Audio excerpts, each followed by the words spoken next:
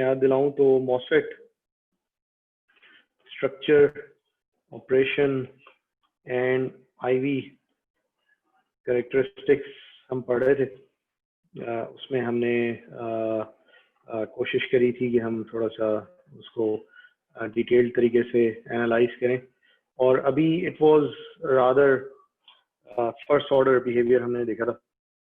तो अभी हम उसके अंदर बहुत सारी नॉन आइडियलिटीज जो हैं हम नहीं कवर कर पाए थे। सो बेसिकली हमने अभी sort of first order behaviour ही देखा है। तो हम इसके अंदर अब वी वुड ट्राई के आज हम जो है सेकेंड ऑर्डर इफेक्ट्स को हम स्टडी करें डिटेल में। उससे पहले just let me quickly review कि हमने ऑपरेशन में इसके मॉसफेट की क्या देखा था। सो वी जस्ट सॉ के थोड़ा सा हमने हिस्टोरिकल पर्सपेक्टिव भी लिया था कि बीजेटी की क्या जरूरत थी, बीजेटी के बाद मॉसफेट की क्या जरूरत थी। So we had a small tub, then we had हमने जो एनालाइज किया था, हमने एन चैनल मॉसफेट को एनालाइज करा था। We had 2 heavily doped N type जो है हमारे पास रीजन्स थे, जो कि एक लो डोप्ड पी सबस्ट्रेट में हमने डिपॉजिट किए हुए थे थ्रू अ प्रोसेस। आज मैं आपको लिंक भी भेज दूंगा, वो पेजेस बता दूंगा जिधर आपने सीमॉस मैन्युफैक्चरिंग प्रोसेस को थोड़ा सा क्विकली रिव्यू करना है बुक से, क्योंकि that is beyond the scope of this course, लेकिन उसके बगैर काफ़ी चीज़ें हैं जो कि फिर क्लियर नहीं होती। तो then we had an insulator between these 2 regions just to make sure. हमने यही वादा किया था इन 2 रीजन्स को हम मिलने नहीं देंगे, क्योंकि हमें बीजेटी के लीकेज का खतरा था, तो इंसुलेटर हमने खुद डाला था। Then we had a small polysilicon deposited over this, और इसको हमने गेट कहा था, इस टर्मिनल को हमने सोर्स कहा था, इसको हमने ड्रेन कहा था, जिधर हम करंट ड्रेन करेंगे, इधर से हम करंट सोर्स करेंगे। So this was the structure that we saw, and then we realised कि when we applied VG above a certain voltage, जिसको भी हमने थ्रेशोल्ड का नाम दिया था, when we applied that voltage, तो उस वक्त क्या हुआ था कि we were able to form an inversion layer under the gate, जिसको भी हमने चैनल या इन्वर्जन लेयर कह दिया था। इन्वर्जन लेयर इसलिए कहा था कि हमने पी टाइप सबस्ट्रेट को एन टाइप में कन्वर्ट कर दिया, और इस रीजन में हमने जिधर हम बैठे हुए हैं अंडर द गेट, इसको हमने एन टाइप मोबाइल कैरियर से नेगेटिवली चार्ज मोबाइल कैरियर से भर दिया, हालांकि यहाँ पर पॉजिटिवली चार्ज मोबाइल कैरियर से। इससे पीछे इस चीज को अचीव करने से पीछे इससे पहले 2-3 डायनेमिक्स थी, वो अभी तो मैं नहीं मेंशन कर रहा, लेकिन वो हमने उस वक्त स्टडी करी थी कि पहले हमने जब इलेक्ट्रिक फील्ड क्रिएट करी तो होल्स यहाँ से चले गए, फिर जो उसका हॉरिजॉन्टल कंपोनेंट था उन्होंने वो स्ट्रॉन्ग हो गया उस रिपल्सिव फोर्स से, जो कि पीछे फिक्स नेगेटिव आयंस छोड़ गए थे होल्स जाने के बाद। तो उस इलेक्ट्रिक फील्ड ने फाइनली इन होल्स को खींच लिया। तो ये इन डायनेमिक्स को हमने बड़ा डिटेल में पिछली दफा देखा था। सो हमने वी स्टार्टेड कि भाई इसको हम यहाँ पर ग्राउंड कर देते हैं, और यहाँ पर we started applying VD above 0। तो यहाँ से एक करंट फ्लो फाइनली यहाँ की तरफ शुरू हो गया था, जो कि पहले तो चैनल में आया, and then we started collecting it और draining it through this terminal. तो तमाम मामला सही जा रहे थे। हमने यही कहा कि भाई वी आर कंसर्न अबाउट, हम जैसे मतलब किसी भी डिवाइस को जब देखते हैं तो उसको हम कहते हैं भाई जिन 2 टर्मिनल्स के बीच में, सॉरी ये लाइन, जिन 2 टर्मिनल्स के बीच में करंट फ्लो कर रहा है, we are interested in those terminals. सही है। तो हमने कहा भाई इस करंट को हम कह देते हैं ID, IDS नहीं कह रहे बार बार, खाली ID इज द करंट जो कि ड्रेन पे कलेक्ट हो रहा है, और जाहिर है सोर्स से निकल रहा है। There is no other path unless कि हम कोई बहुत ही सबस्ट्रेट के थ्रू जो रिवर्स बायस डायोड्स हैं, जंक्शन डायोड्स, उनको फॉरवर्ड बायस कर दें, otherwise current is coming from source. So drain पे जो भी करंट है उसके साथ S बार बार लगाने की जरूरत नहीं है। लेकिन यहाँ हमने VDS डिफाइन करा, और उसकी वजह ये थी कि there are 3 terminals to define voltages. हमने कहा भाई ड्रेन और सोर्स के बीच की बात कर रहा हूँ। Why we are looking at this first, वो ये इशू था कि ये कंसर्न कि जिन 2 टर्मिनल्स के बीच में करंट फ्लो करता है उन्हीं का वोल्टेज देखा जाए। So everything is going fine. हम वोल्टेज बढ़ाते जा रहे थे और करंट बढ़ता जा रहा था linearly. Then we started entering rather interesting paradigm के जिधर के हमें ये रियलाइज हुआ कि यार मैं अब करंट बढ़ाता हूँ तो मेरे ये जो चैनल की शक्ल है इट स्टार्ट चेंजिंग। यहाँ पर चैनल चार्ज डेंसिटी ज़्यादा है और यहाँ ड्रेन के पास आकर कम होना शुरू हो जाती है और उसकी वजह से जैसे जैसे मैं ड्रेन वोल्टेज को बढ़ा रहा हूँ, वीडीएस को, एस तो फिक्स है, वीडी को मैं ऊपर देता चला जा रहा हूँ, जैसे जैसे मैं बढ़ाता जा रहा हूँ मेरी चैनल चार्ज डेंसिटी इधर ड्रेन के पास बेसिकली कम होती चली जा रही है इस जगह पर। एंड एज अ रिजल्ट मुझे जो लीनियर इंक्रीज मिलना चाहिए था करंट में, ऐसे ही चलते चले जाना चाहिए था, वो इंक्रीज थोड़ा सा कम होना शुरू हो गया और finally it start bending like this, मतलब एक नॉन लीनियर रिलेशनशिप दिखाना शुरू कर दी। खाली मतलब स्लोप नहीं चेंज हुआ बल्कि it turn into a parabolic sort of curve और उसमें मतलब कंटिन्यूअसली वो डिक्रीज होता रहा and then eventually came a point के जिधर जाकर this current became constant with respect to VDS कि अब मैं वीडीएस बढ़ाए जा रहा हूँ आफ्टर दिस पॉइंट और आपका जो है करंट एक पर्टिकुलर लेवल पे फिक्स हो गया है इधर, उससे ज़्यादा नहीं बढ़ा। और इस वक्त जब हमने ट्रांजिस्टर के स्ट्रक्चर के अंदर झांका तो वी रियलाइज के एक इंटरेस्टिंग चीज़ इसके अंदर हो गई थी यहाँ, जिसको कि हमने फिर एक पर्टिकुलर नाम भी दिया था और वो नाम था कि channel has been pinched off. मतलब चैनल की वो शक्ल ऐसी बन गई थी कि इट वाज, अगर मैं इसको इफ आई ड्रॉ के इस चैनल के अंदर अब चार्ज भरा हुआ था, इधर से the channel charge density where it was meeting the drain, the channel charge density became zero and we called it के चैनल जो है वो पिंच ऑफ हो गया। अभी इसकी हमने कुछ एनालॉजीज निकाली थी, हमने वो ट्रांसपोर्टेशन मैनेजर वाली एनालॉजीज निकाली थी, उसकी बेसिस पे हमने इस चीज़ को समझने की कोशिश करी थी। और दूसरा मतलब हमने एक इसमें वैक्यूम सक्शन पंप वाली एनालॉजी भी शायद डिस्कस करी थी कि इसकी बेसिकली इट्स लाइक के एक वैक्यूम इधर बैठा हुआ है आपके, क्योंकि काफ़ी लोग यहाँ पर ही कंफ्यूज हो जाते हैं जब चैनल पिंच ऑफ हो गया इसका मतलब है चैनल डिस्कनेक्ट हो गया तो अब करंट कहाँ से आ रहा है। So it's not really disconnected. इसकी एग्जाम्पल आप ऐसे देखें कि जैसे एक वैक्यूम पंप है और आप उसके करीब कहीं से एक ड्रॉपलेट कहीं से टपकाते हैं, सो ओके ये is somebody else editing the screen as well?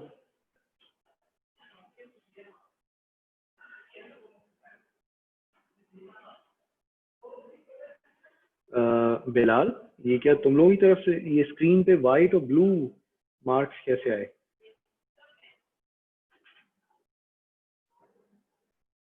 Bilal, can you hear me? जी जी सर बोलें। हाँ, तुम्हें स्क्रीन पे ब्लू और येलो मार्क्स नजर आ रहे हैं? जी सर बिल्कुल आ रहे हैं आ रहे हैं आ रहे हाँ, हैं ये मैंने तो नहीं बनाई ये। डू यू नो कि सर। कैसे ये आया मेरे भाई? पास कोई कोई स्क्रिबल कर रहा है ये इसमें, मैं चेक करता हूँ सर। हाँ, लेकिन can anyone else scribble? Sir मैं इसकी सेटिंग्स में देख लेता हूँ मैं। हाँ, ओके, तो if somebody else did this तो भाई इसको अंडू कर दो, वरना मुझे डायग्राम दोबारा बनानी पड़ेगी। जिसने प्लीज बनाया है उसको रिमूव कर दें। मैं वैसे चेक कर लेता हूँ हाउ इसकी how how is settings. That possible ये सही ऐसा हो? ऑप्शन नहीं आ जाता है, ये मैं देख लेता हूँ सर। Okay, so fine. तो अच्छा, तो हम यही बात कर रहे थे कि भाई हमने जैसे कि एक वैक्यूम पंप है आपका और उसके पास आप एक ड्रॉपलेट लेकर जाएं और एक ड्रॉपलेट डालें तो एकदम से वो वैक्यूम जो है उसको सक कर लेता है और आप ही कहते हैं यार, मतलब when I was just observing it, आप कहते हैं कि भाई यहाँ तो वैक्यूम की जो टिप थी, वैक्यूम सक्शन की जो टिप थी, वहाँ तो वाटर चार्ज या वाटर डेंसिटी जीरो है, क्योंकि वो उसने इतनी तेजी से पिक करके सक कर लिया कि बेसिकली वहां पर आपको नजर ही नहीं आ रहा कि वहां पर अब वो पानी कुछ थोड़ी देर के लिए ठहरा है। So the same thing is happening here, मतलब your drain actually is giving you a support that can also be taken as an analogy of a pickup service कि ये drains आप जो हैं ये पिकअप कर रहे हैं इन इलेक्ट्रॉन्स को जो कि इधर पहुंच रहे हैं, सही है। अब वो उनकी इलेक्ट्रिक फील्ड इतनी स्ट्रांग हो गई है कि every electron that just reaches this edge, it gets swept very quickly by this strong electric field. तो ये basically channel disconnect नहीं हुआ है. Channel की जो electric field है that was associated with this drain voltage here has become so strong कि यहाँ वो channel charge density को यहाँ पर जमा नहीं होने देता, टहलने नहीं देता यहाँ को, यहाँ के charges को, and it just sweeps them away very quickly. और यही काम था उसका. तो इस वजह से एक जो चैनल प्रोफाइल है चार्ज डिस्ट्रीब्यूशन की वो चेंज हो गई और हमें ऐसा लगता है कि यहाँ से चार्ज खत्म हो गया. चार्ज खत्म नहीं है, it is just being swept और बीइंग ड्रेन्ड वेरी क्विकली. सही है. अब इसका इशू ये हुआ कि पहले जो आप जैसे जैसे VDS बढ़ाते जाते थे और ऑब्वियसली आपको करंट जो है उसके साथ लीनियरली ज्यादा मिलता चला जाता था.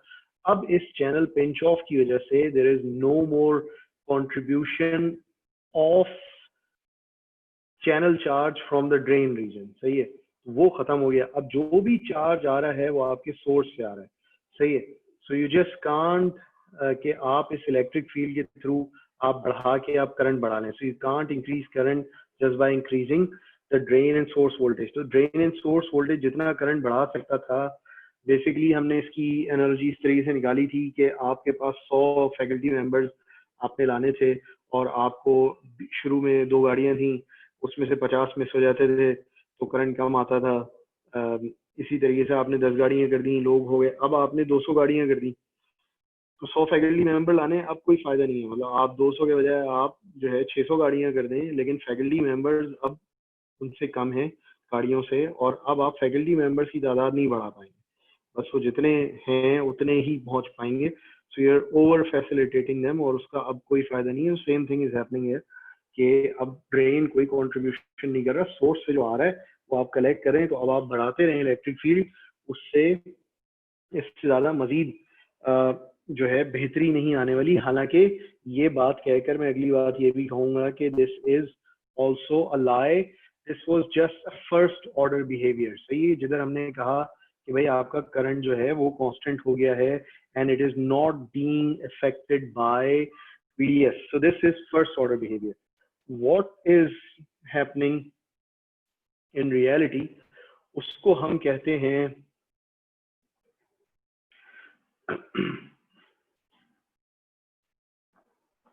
channel length modulation. सही है. So in reality something like this is happening. अब ये something like this क्या करेगा इधर यार? how do I remove this? What is this? मतलब ये तो कुछ आखिरी बैठ गया है.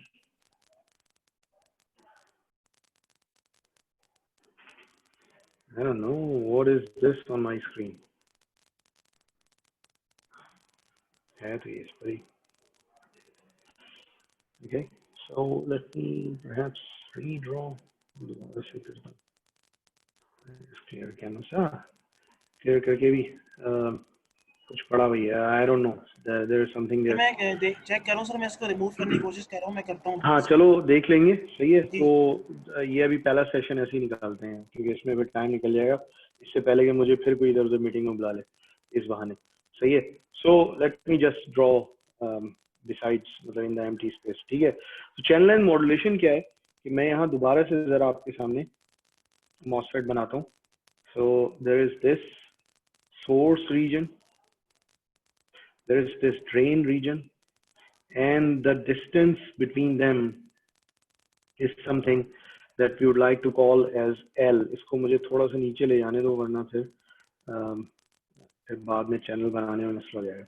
So if I just draw it here, let me call this distance as L. कि भाई आपकी जो चैनल लेंथ है यानी कि जो चैनल बनना है सोर्स से लेकर ड्रेन के बीच में उसकी लेंथ है L. अब आपने कहा कि भाई आपने अभी थोड़ी देर पहले मुझे बताया था कि यहाँ पर लगा दो VD, यहाँ पर लगा दो VS which is ground, और यहाँ पर तो ऑब्वियसली एक गेट वोल्टेज ऐसा लगा हुआ है जिसमें कि यहाँ पर एक इन्वर्जन लेयर क्रिएट की हुई है. सही है.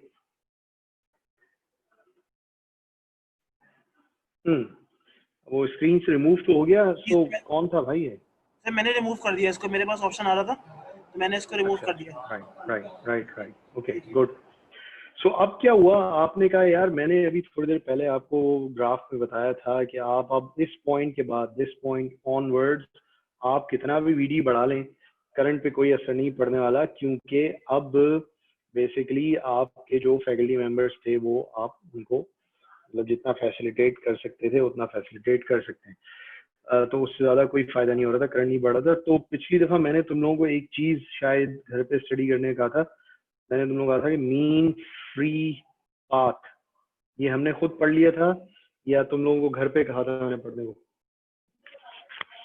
सो what is mean free path?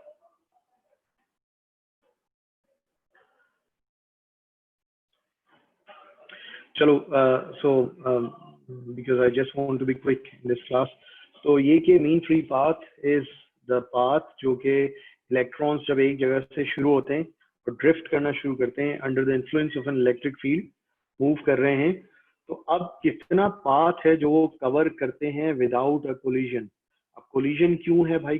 Collision इसलिए है कि आपका इलेक्ट्रॉन तो जो है, अगर इलेक्ट्रिक फील्ड इस डायरेक्शन में है तो इलेक्ट्रॉन साहब इस डायरेक्शन में आंख बंद करके सीधा ट्रेवल कर रहे हैं। अब यहाँ पर आप आए और यहाँ पर एक बैठा हुआ था एटम का न्यूक्लियस फॉर एग्जांपल, और उसके गिर्द यहाँ पर दूसरे उसके इलेक्ट्रॉन्स जो है कोवेलेंट बॉन्ड शॉन्ड बनाए बैठे थे। ये सब आए, ये इन्होंने जाहिर है किसी एक्सपर्ट ड्राइवर की तरह ऊपर या नीचे से नहीं गुजरना, टकरा गए, टकरा के फिर बाउंस बैक हुए, बाउंस बैक होने के बाद भी नहीं इलेक्ट्रिक फील्ड नजर आई, तो टकराए, बाउंस बैक हुए, थोड़े ऊपर नीचे हुए और फिर फाइनली इधर से आगे चले गए, फिर यहाँ आगे गए, फिर यहाँ एक कोई एटम बैठा हुआ था, फिर उससे टकरा गए। So the path this guy traveled without a collision, this is known as mean free path। सही है? तो मीन फ्री पाथ में दो तीन चीजें होती हैं, एक तो लैटिस पर डिपेंड करता है कि लैटिस किस टाइप की है, कि एक एटम के बराबर में दूसरा एटम बैठा है, इधर न्यूक्लियस बैठा है, और बिल्कुल कंजेस्टेड किस्म की लैटिस है, तो जाहिर है मीन फ्री पाथ कम होगा, मतलब इलेक्ट्रॉन्स बार बार टकराते फिरेंगे। दूसरा क्या है कि अगर आपने टेम्परेचर बढ़ाया हुआ है, एक ही एटम था लेकिन वो टेम्परेचर की वजह से, ब्राउनियन मोशन की वजह से ऊपर नीचे हो रहा है, तो इलेक्ट्रॉन के चांसेस बढ़ गए कि वो इधर से गुजर रहा था लेकिन ये बहुत ज्यादा वाइब्रेट कर रहा था ऐसे करके ऊपर नीचे, तो इलेक्ट्रॉन आप टकरा गए। तो टेम्परेचर की वजह से भी मीन फ्री पाथ पर इफेक्ट पड़ता है, वो कम हो जाता है। सही है? तो अब ये मीन फ्री पाथ है, जाहिर है यहाँ पर जब आप सोर्स से निकले हैं इलेक्ट्रॉन्स इस जगह से और यहाँ ड्रेन तक पहुंचना है, तो ऑब्वियसली ऐसा नहीं है कि वो वैक्यूम में ट्रेवल कर रहे हैं, हम वैक्यूम ट्यूब्स बहुत पीछे छोड़ा है, 100 साल पीछे। सही है? They are travelling inside a solid lattice, और इसी वजह से इसको हम सॉलिड स्टेट डिवाइस कहते हैं। उस सॉलिड लैटिस में जब ये इलेक्ट्रॉन्स इधर चैनल के अंदर ट्रेवल कर रहे हैं तो एटम से टकराने का, दूसरे इलेक्ट्रॉन से टकराने का सब सारा चांस जो है वो अपनी जगह मौजूद है। सही है? तो अब जितना लंबा आप इनको ट्रेवल कराएंगे, जितनी ज्यादा लेंथ होगी, चांसेस आर कि इलेक्ट्रॉन्स का अगर मीन फ्री पाथ उस लेंथ से छोटा है तो चांसेस आर कि इनका बार बार कोलिजन होगा और वो बार बार टकरा के उनकी मोबिलिटी हर्ट होगी और वो देर से पहुंचेंगे आपके ड्रेन टर्मिनल पे, और ड्रेन टर्मिनल पे आने के बाद जो है जाहिर है उधर ही आप जब per unit time charge count करते हैं, so that is the thing that you call as electronic current. जब देर से पहुंचेंगे तो जाहिर है करंट कम होगा। तो आपने कहा अच्छा यार, तो इसकी एनालॉजी ये है कि भाई मेरे घर जो पिकअप सर्विस आती थी वो मुझे मेरे घर से नहीं उठाती थी, वो मेरे घर से थोड़ा सा आगे एक रोड से, मेन रोड से मुझे पिकअप किया करती थी। अब क्या होता था कि मेरे घर से उस मेन रोड तक 10 मिनट का रास्ता था, तो वो पिकअप सर्विस आती थी, मैं कभी कभी 10 मिनट में रास्ते में किसी से कोलिजन हो गया तो मतलब बातचीत शुरू हो गई और आप देर से पहुंचे वहाँ, वो पिकअप सर्विस आपकी निकल गई, तो अगली पिकअप सर्विस में पहुंचे फिर आप, तो आप देर से पहुंचे इंस्टीट्यूट और यहाँ पर जो फैकल्टी करंट काउंट हो रहा था पहले आपके पहुंचने से पहले, वो फिर कम मिला। उसको आप क्या कर सकते हैं कि आप फैकल्टी की जो पिकअप सर्विस है अगर आप उसको बढ़ाना शुरू कर दें। ये कौन सी पिकअप सर्विस है भाई? आपने कहा मैं वीडी को बढ़ाऊंगा और बढ़ाऊंगा, तो ये वो इलेक्ट्रिक फील्ड है जो वीडी से रेडिएट कर रही है सोर्स की तरफ, ड्रेन से रेडिएट कर रही है सोर्स की तरफ। तो जैसे जैसे आप वीडी को बढ़ाते जा रहे हैं ये इलेक्ट्रिक फील्ड बढ़ती चली जा रही है, और इस इलेक्ट्रिक फील्ड का काम क्या है? To collect electrons. सही है? तो ये जो पिकअप सर्विस है ये स्ट्रॉन्ग होती चली जा रही है, और ये पिकअप सर्विस अब आपके घर के करीब आती चली आ रही है। तो पहले अगर 10 मिनट दूर थी आपके घर से, तो अब 5 मिनट दूर रह गई। So now the chances have increase कि आप बेसिकली उसी पिकअप सर्विस में पहुंचकर आप इंस्टीट्यूट पहुंच जाएं। सही है। तो effectively the channel gets converted into something like this, and plus source and plus drain, then there is a gate here, right? So this was L. अब आप पूरा घर से निकल कर नहीं आ रहे, मतलब घर से निकल के तो आ रहे हैं ऑब्वियसली, अब आपको पूरा आगे मेन रोड तक नहीं जाना पड़ रहा। Pickup service is picking you up from this point. सही है, मतलब ये यहीं पर आपके चैनल चार्ज डेंसिटी जो है वो जीरो हो गई। क्यों जीरो हो गई? क्योंकि आपकी पिकअप सर्विस इस जगह से निकलकर और इधर आपके पास आकर उसने जो इलेक्ट्रिक फील्ड रेडिएट करी वो इतनी पावरफुल हो गई कि वो यहीं से स्वीप करके एकदम से जो है उठा के इधर ले जाती। So now it just make sure कि जो चार्ज बस यहाँ तक पहुंचे, स्वैप स्वैप स्वैप। सही है। सो अब क्या हुआ इफेक्टिवली कि आपको ही नजर आ रहा है कि यार there is this delta L. अब तो मेरे चार्जेस को कम लेंथ ट्रेवल करना पड़ रही है, और जब कम लेंथ ट्रेवल करना पड़ रही है तो possibility of activating mean free path वो थोड़ी सी कम हो रही है। तो इस वजह से ज्यादा इलेक्ट्रॉन्स जो हैं ड्रेन पे पहुंच रहे हैं और मुझे ज्यादा करंट मिल रहा है। सही है। तो हम जो अभी तक ये डायग्राम बना के बैठे हुए थे कि the current becomes constant after a certain point, और उसके बाद VDS कितना ही बढ़ाते रहो करंट नहीं चेंज होता, we all of a sudden started seeing something like this कि नहीं भाई थोड़ा थोड़ा करंट चेंज होता है, उतना लीनियर नहीं रहता। मतलब लीनियर रहता है, वी वुड सी कि अभी हम रिलेशनशिप भी डेवलप करेंगे, लेकिन उसका स्लोप चेंज हो जाता है। जैसे कि पहले यहाँ पर स्लोप ज्यादा था, अब यहाँ पर स्लोप थोड़ा सा कम हो गया है, लेकिन it's not as constant as we presumed before. So this is channel length modulation. Modulation क्या होती है कि आप किसी चीज को चेंज कर दें। एम्पलीट्यूड मॉड्यूलेशन क्या होती है? आप एम्पलीट्यूड को चेंज कर दें किसी और चीज के थ्रू, फ्रीक्वेंसी को चेंज कर दें, फेज को चेंज कर दें। इधर हम क्या कर रहे हैं? चैनल लेंथ को चेंज कर रहे हैं। हाउ? By increasing VD। तो हम चैनल लेंथ को छोटा कर देते हैं और उसके अंदर एक डेल्टा एल ले आते हैं। कहाँ गया भाई डेल्टा एल? हाँ, डेल्टा एल ले आते हैं with the help of VDS। सही है। तो अब वुड यू एग्री कि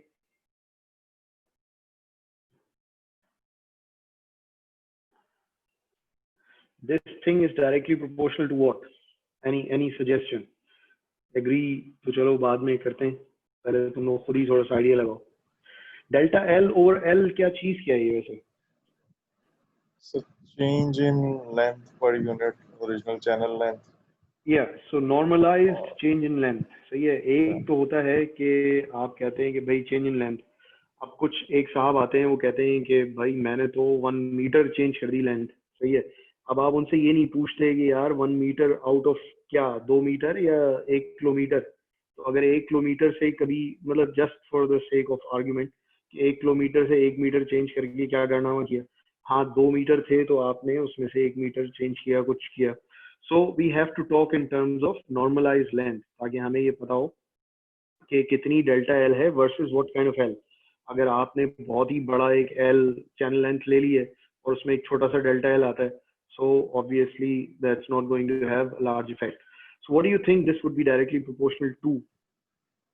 Drain voltage क्योंकि उसकी वजह से electric field Yes, right. So this is, as we have been discussing, okay, this would be directly proportional to drain to source voltage, जिसकी ये सेंस बनती है। इसी की बेसिस पर हम पिकअप सर्विस और सारी बातें हम करते फिर रहे हैं, वो इसी की बेसिस पे करें। तो what do you think? How do we convert it into an equal sign here? So we introduce constant of proportionality. So yeah, so we introduce lambda here. What is lambda? Lambda is channel length modulation coefficient. सही है। अच्छा, इसको कभी short में लोग जो है channel length coefficient भी कह जाते हैं, मॉड्यूलेशन हटा देते हैं। So we just introduced a constant कि भाई channel length modulation. What do you think is the unit of lambda?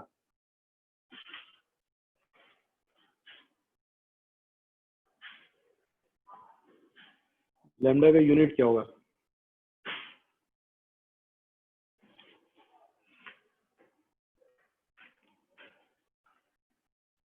अबे यार बड़ा सामने सिंपल है. How about Yes, sir. Inverse of voltage. ये तो वैसे ही यूनिटलेस है. सही है, इधर चला जाएगा voltage. So it's inverse of a voltage. अब इनवर्स ऑफ अ वोल्टेज से ना हमें एक थोड़ा सा आइडिया आ रहा है. देखो मैं बार बार इस कोर्स में कह रहा हूँ कि हम मतलब मैथमेटिशियन और फिजिसिस्ट बनने के चक्कर में नहीं है. हम जो है ना जो भी एक्सप्रेशंस डिराइव करेंगे जरा इंट्यूशन से करेंगे, लेकिन हम ये देखेंगे कि भाई कौन सा फैक्टर कहाँ से आया है, किस प्रोसेस की वजह से आया है. वरना एक तरीका ये होता है कि आपने उस इक्वेशन देख ली है और आपने कहा बस ऐसा होता है, बस मतलब वैल्यूज रखो और जान छोड़ो. फिर आप मतलब बहुत इन डेप्थ डिजाइन नहीं कर सकते व्हेन यू डोंट नो कि कौन सा पैरामीटर कहाँ से आ रहा है. So if I just remind you of the current equation, एक ट्रांसकंडक्टेंस पैरामीटर था, देन वी हैड डायमेंशंस. सही है, हमने कहा था भाई ज्योमेट्री जितनी बड़ी विड्थ है उतना करंट है, जितनी लेंथ है उतना करंट कम है, और जो कि अभी जो हम डिस्कस करें वो आर्गुमेंट था. If I go for equation in saturation, वो मैं आपसे पूछूंगा अभी थोड़ी देर में कि सैचुरेशन की कंडीशन क्या होती है. वो the current equation is something like this. सही है, सैचुरेशन में इक्वेशन क्या हुआ करती थी भाई, ये कांस्टेंट हो जाता था and it used to turn into a straight line here like this. सही है. अब हमने इसमें एक एक्स्ट्रा फैक्टर ऐड करना है. इस इक्वेशन में तो VDS है ही, तो अब वो तो जो एक्स्ट्रा पैरामीटर है वो तो VDS से आ रहा है, और अब हमें we also have a unitless term. तो what we can do is कि we can just have a simple coefficient or factor added here कि अगर हम ऐसे कर दें. So this is your normalized length. सही है, 1 plus a small unitless factor. सही है, वो वोल्टेज इनवर्स है, उसके साथ VDS को मल्टीप्लाई कर दिया, तो स्मॉल बूस्टिंग फैक्टर जो कि हमें ये बताएगा कि भाई मेरी नॉर्मलाइज लेंथ कम कितनी हुई है. जितनी नॉर्मलाइज लेंथ कम हुई है उतना ही आपने बेसिकली बूस्ट कर दिया. आपकी अगर लेंथ हाफ हो गई थी तो आप 1.5 टाइम्स फैक्टर से मल्टीप्लाई कर रहे हैं करंट को. इसी तरीके से अगर और कुछ हो गया था और इस तरीके से आप चल रहे हैं, तो मतलब आप सिंपल एक इंट्यूशन की बेसिस पर आपने कहा यार मेरी आपने चैनल लेंथ ही आप कर दी, तो अब मेरा करंट जो है वो 1.5 टाइम्स, मतलब उसमें 50% इंक्रीज आ गई क्योंकि they just have to travel half the distance, तो वो मीन फ्री पाथ आधा हो गया. So just going from that logic. सही है. अच्छा, क्या कंडीशन होती थी भाई for a transistor to be in saturation? VDS should be greater than V overdrive.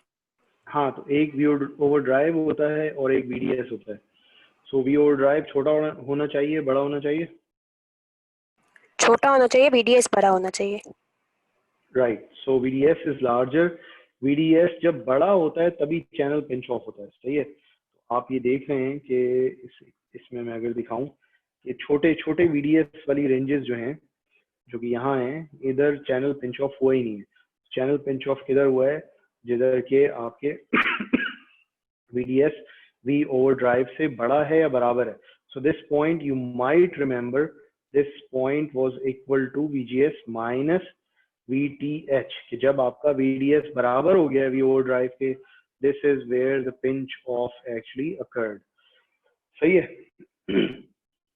तो हमने एक सेकेंड ऑर्डर इफेक्ट इंक्लूड कर लिया कि अगर हम कहते हैं कि भाई कि मेरी जरा सैचुरेशन की इक्वेशन तो बताना, when you just go for a first order simplistic design, तो आप कहते हैं यार ये बस ये है, overdrive square law, transconductance parameter, dimensions, etcetera. That's end of the story. However, in realistic designs, ये channel line modulation factor जो है is a big issue. Big issue कहाँ है? Big issue ये है कि फर्स्ट करें आपने एक constant current source बनानी थी. सही है. और उसका lambda आपने बहुत बड़ा रख दिया। लैम्डा आप बड़ा कैसे रख सकते हैं? लैम्डा किस चीज से आ रहा है? सो समथिंग लाइक दिस, कि कितनी डेल्टा एल क्रिएट होती है कितने एल पर as a function of VDS। सही है, यही है ना lambda, 1 over VDS and then delta L over L. ठीक है, तो आपने यही कहा कि भाई मैं इतना VDS देता हूँ, इतना डेल्टा एल आता है इस VDS पर ओवर दिस टोटल एल। तो अगर अब ये एल जो है ना, डेल्टा एल तो आपके हाथ में नहीं है, दिस डिपेंड्स ऑन के इलेक्ट्रिक फील्ड कैसी है, मटेरियल क्या है, डाइलेक्ट्रिक क्या है, लैटिस की प्रोफाइल क्या है, ये आपके हाथ में। This is a designers parameter. अभी हम थोड़ी देर में इसके अंदर डिजाइनर पैरामीटर वगैरह भी हाईलाइट करते हैं इक्वेशन के अंदर। पिछली दफा इक्वेशन पे ही खत्म हो गए थे, लेक्चर खत्म हो गया था, तो अभी हम वो भी हम इसमें करते हैं। तो आपने कहा कि भाई आपने ना डिवाइस की लेंथ बहुत छोटी रख दी अपने ट्रांजिस्टर की, आपने लेंथ छोटी रखी। जब डेल्टा एल आया तो फॉर एग्जांपल आपने कहा कि भाई 1 माइक्रो रख दी, डेल्टा एल हमेशा आता था फॉर एग्जांपल 0.5 माइक्रो का। अब वो 1 माइक्रो के लिहाज से इट्स 50% चेंज, 50% चेंज आई, तो अब आपका लैम्डा इज लार्ज, इट्स 0.5। सही है, so it's a bad design if you wanted to have a constant current because you're building a current source। सही है, for a current source what you would like कि आपका L ज्यादा हो। अब delta L फर्ज करें वही वाली बात कि 0.5 माइक्रो होता था, और अब आपने L रखा है 10 माइक्रो फॉर एग्जाम्पल, सही है, और ये 0.5 माइक्रो होता था। so now it's just a 5% change। अब आपका लैम्डा क्या है? लैम्डा है आपका 0.05। सही है, तो अब जो आपका करंट है वो because of VDS it does not change much. So this is a good current source. Current source यही कहती है आपसे कि भाई मेरे गेट वोल्टेज चेंज करते हो, मैं करंट तो नहीं चेंज होने दूंगा। सही है, so this is a good current source. And believe me, मतलब एनालॉग के अंदर in every circuit you are going to need a current source. सही है, तो you have to design length of those current sources transistors properly, वरना आपका channel length modulation ज्यादा होगा और फिर आपका करंट चेंज होता रहेगा because of the voltages across the current sources. सही है, so this is one of the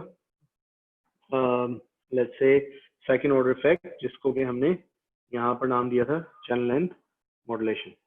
सही है, चैनल लेंथ मॉड्यूलेशन में चैनल लेंथ हमने कम कर दी VDS की मदद से, and then we came up with this expression. Okay fine. So the other second order effect that we are interested in is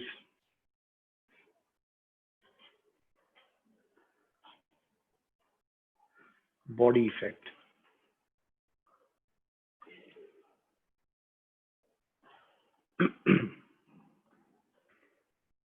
अच्छा, मैंने तुम लोगों को थोड़ा सा थ्रेशोल्ड भी पढ़ के आने को कहा था।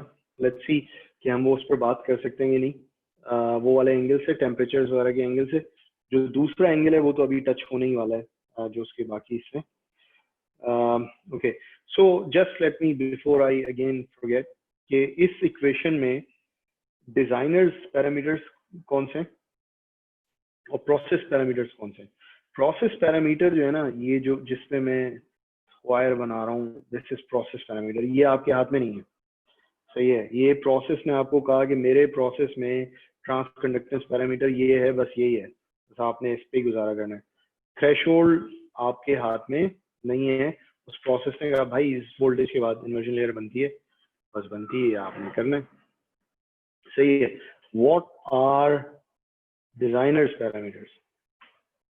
W, ये आपने डिसाइड करना है कितनी चौड़ी डिवाइस रखनी है, ये आपने डिसाइड करना है कि चैनल लेंथ क्या रखनी है, ये आपने डिसाइड करना है कि गेट सोर्स वोल्टेज क्या देना है, ये आपने डिसाइड करना है कि VDS क्या रखना है आपने, ये आपने डिसाइड किया है bye defining the length of your device कि आपका चैनल लेंथ कोफिशिएंट क्या होगा। So the circle things are designers parameter and then there are process parameters। Process parameters से आप कुछ नहीं बिगाड़ सकते, थोड़ा छोटा मोटा एडवांस लेवल पर obviously you can affect them, लेकिन at the start of the design you typically consider them as a fixed constraint। बाकी चीजों से आप फिर काबू करते हैं जो भी करंट आपको घूम फिर कर चाहिए। सही है, तो ये चलो एक चीज थी that was missed last time. अच्छा, बॉडी इफेक्ट क्या है? बॉडी इफेक्ट ये है कि अभी तक हमने ही कहा कि भाई साहब ये प्रोसेस पैरामीटर है और ये कांस्टेंट है।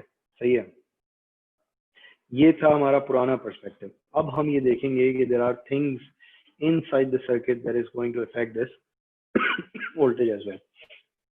इसके लिए हमें थोड़ा सा उल्टा वोल्टेज अप्लाई करके समझना पड़ता है। That's a bit easier, let me try. So again N channel MOSFET, source, drain. Source is connected to ground.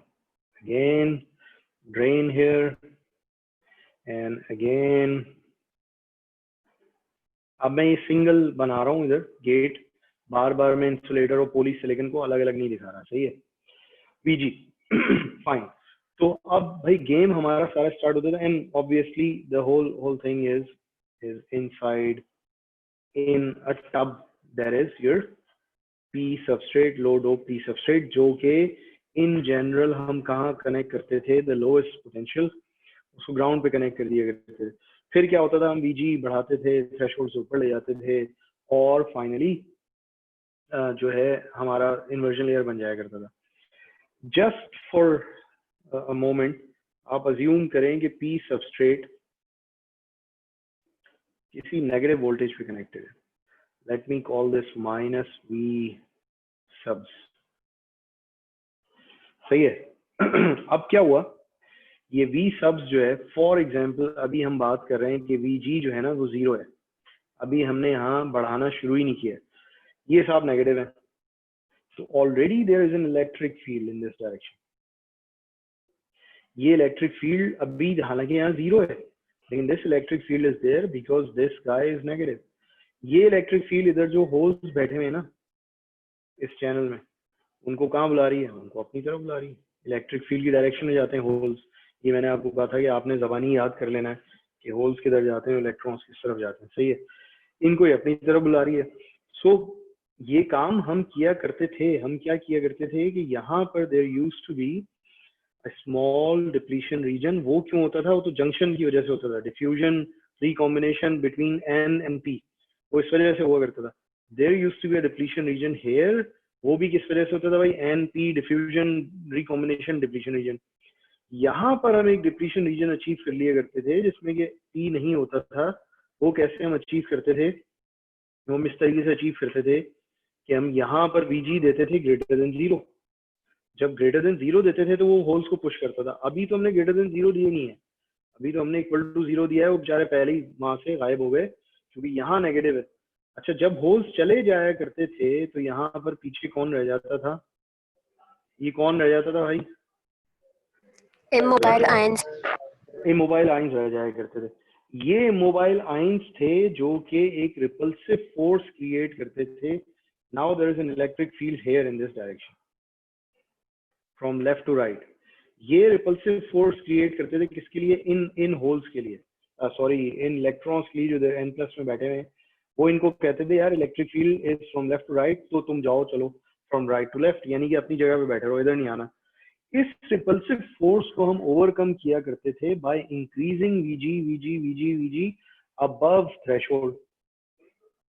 जब अबव थ्रेशोल्ड जाते थे तो ये जो पॉजिटिव इलेक्ट्रिक फील्ड थी ये इतनी ज्यादा हो जाती थी कि इस छोटी सी नेगेटिव इलेक्ट्रिक फील्ड से जीत जाती थी और फाइनली ये इलेक्ट्रॉन्स निकल के इस चैनल में आ जाते थे। सही है। अब आपने एक मसला कर दिया। आपने क्या मसला करा कि VG की वजह से जो नेगेटिव चार्ज एक्सपोज होता था वो तो होता ही था, वो पहले इसकी वजह से कुछ और नेगेटिव चार्ज भी एक्सपोज हुआ बैठा है। तो अब जो नेगेटिव चार्ज धक्का दे रहा है इलेक्ट्रॉन्स को कि नहीं आओ चैनल में, वो ज्यादा है। So now this thing is doubled or increased, मतलब not really doubled in magnitude, I'm just मतलब वो कह रहा हूँ क्वालिटेटिवली कह रहा हूँ कि दो चीजें मिलकर, एक ये वाला वोल्टेज और एक ये वाला वोल्टेज मिलकर यहाँ पर नेगेटिव आइंस को एक्सपोज कर रहे हैं। अब जो रिपल्सिव फोर्स है वो जाहिर है ज्यादा है। अब आपको जाहिर है कि ज्यादा स्ट्रॉन्गर इलेक्ट्रिक फील्ड क्रिएट करनी पड़ेगी if you want to pull these electrons out of source and if you want them to appear here. इसका क्या मतलब वो आम अल्फाज में कि क्या बढ़ गया?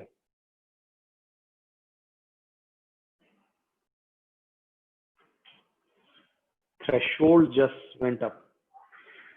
पहले आपको कम इलेक्ट्रिक फील्ड से कम थ्रेशोल्ड वोल्टेज से गुजारा हो जाया करता था, क्योंकि कम इमोबाइल रिपल्सिव चार्ज एक्सपोज हुआ था नीचे, तो आपको ज्यादा जोर का धक्का नहीं मारना पड़ता था और कम वोल्टेज से उतनी इलेक्ट्रिक फील्ड बन जाया करती थी कि जो कि वो इलेक्ट्रॉन्स को बुला लिया करती थी चैनल में। अब की दफा ज्यादा चार्ज एक्सपोज हुआ है, सही है, तो अब आपको ज्यादा स्ट्रॉन्गर इलेक्ट्रिक फील्ड क्रिएट करनी पड़ेगी इलेक्ट्रॉन्स को चैनल में बुलाने के लिए, सही है। अच्छा, इस चीज को हम क्यों इतना, मतलब हम अगर बाइपोलर डिजाइन नहीं कर रहे, for example not bipolar transistor की बात नहीं कर रहा मैं, bipolar design from voltage polarity की बात कर रहा हूँ, कि अगर हम मॉसफेट के सर्किट ज्यादातर हम कैसे चलाते हैं, लोवेस्ट वोल्टेज होता है 0 और ऊपर होता है कुछ, चलो 1 से लेकर समथिंग लाइक 5 वोल्ट्स, ठीक है। तो हम बाइपोलर नेगेटिव वोल्टेज है ही नहीं, तो हम यहाँ नेगेटिव की क्यों टेंशन ले रहे हैं भाई, मतलब फालतू में, हम जब है ही नहीं, 0 ही है लोवेस्ट पोटेंशियल। तो इट्स नॉट लाइक दिस। अगर आप ऐसे देखें, this is negative in reference to source, if you look at it कि दिस इज बिलो सोर्स, तो अगर आपका सबस्ट्रेट सोर्स से नीचे चला गया तो तब इशू आपके पास बॉडी इफेक्ट आने खड़ा हो जाएगा। कैसे? फॉर एग्जाम्पल, ये आपके पास NMOS का, and this is a very critical point, NMOS के 3 टर्मिनल्स हैं, बल्क हम दिखाते ही नहीं है या सबस्ट्रेट हम दिखाते ही नहीं है। क्यों? क्योंकि NMOS का सबस्ट्रेट जो है ना इज ऑलवेज ग्राउंडेड। क्यों भाई, क्यों ऑलवेज ग्राउंडेड? क्योंकि ये जो NMOS का सबस्ट्रेट है, there is the P substrate, this is the global P substrate of your IC, this is the global substrate,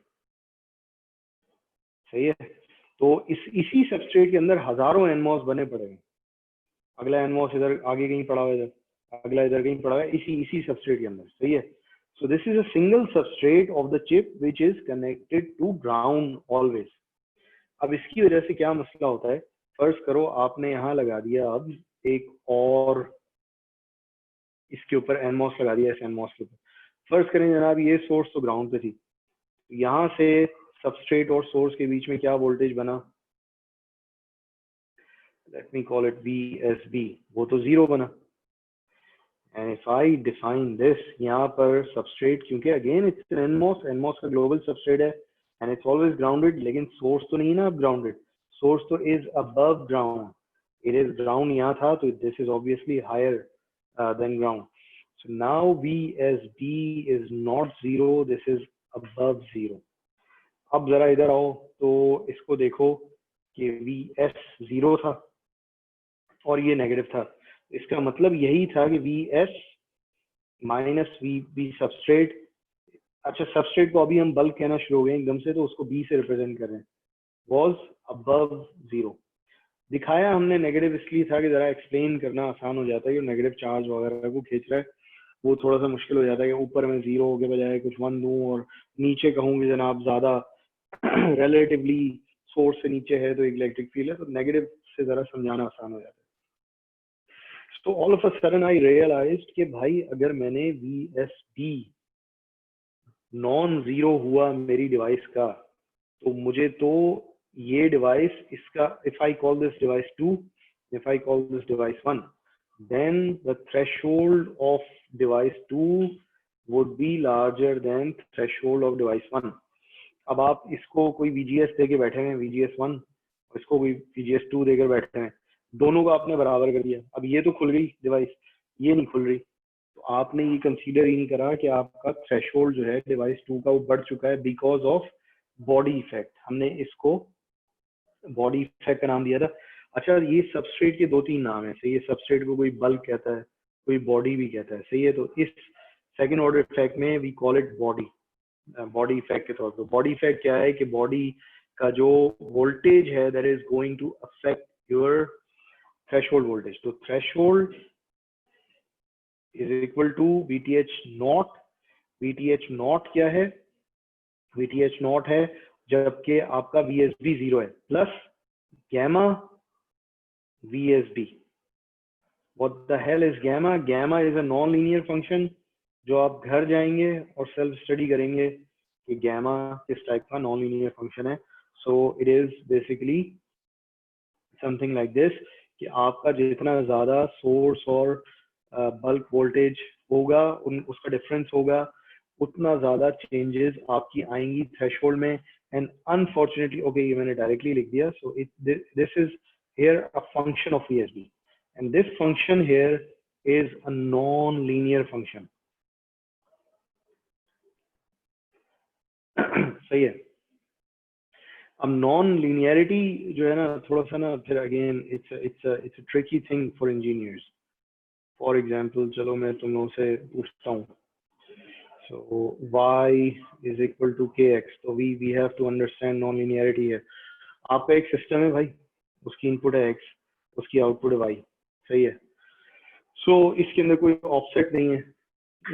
There is no offset for now. मतलब हम इसको k naught plus kx भी कर सकते थे. लेकिन for simplicity, what do you think? Is this a linear system? Yes sir.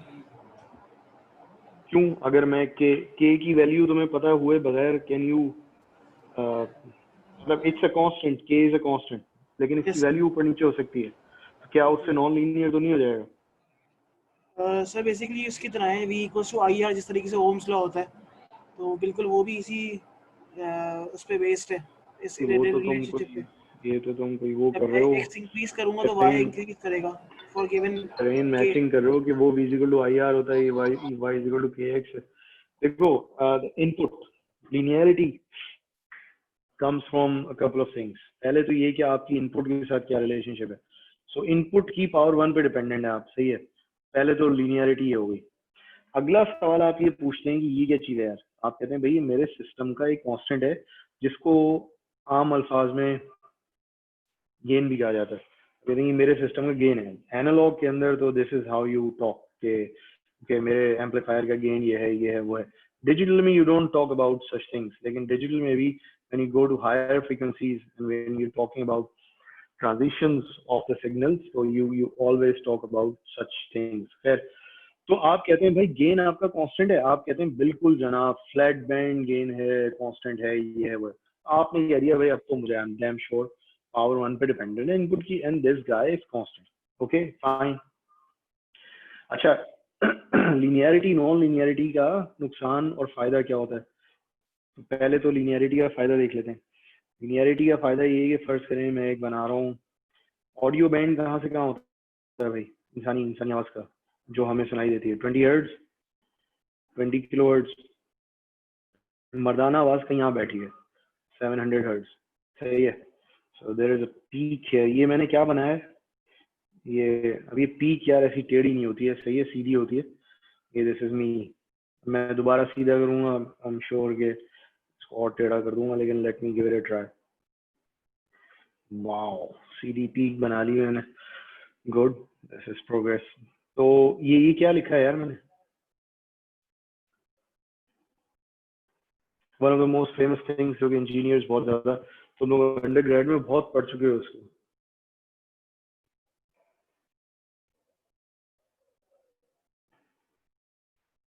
अच्छा, ये क्या बनाया हुआ क्या है मैंने? तो इस एक्सिस पे क्या है? एक्स एक्सिस पे फ्रीक्वेंसी 700 हर्ट्ज की साइनसोइडल की आवाज का एक पल्स आना, ये क्या है? FFT नहीं लग रहा है ये. FFT क्या प्लॉट करता है?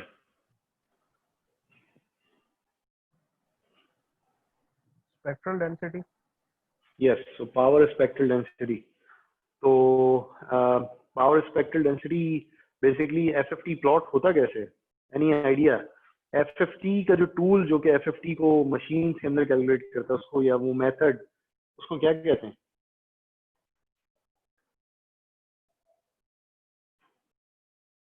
DFT. क्या करता है DFT? How does it plot power spectral density of any signal? चलो ये थोड़ा देख कर आना, because these are certain basics that are very critical. वो क्या करता है, एक एक हर्ट्ज की ना बिन बनाता है, 1 हर्ट्ज बिन. सिग्नल के साथ उसका क्या करता है, कुछ करता है, जाके देखना. ये उस ऑपरेशन के लिए ये वाला मतलब ऑपरेटर भी यूज होता है।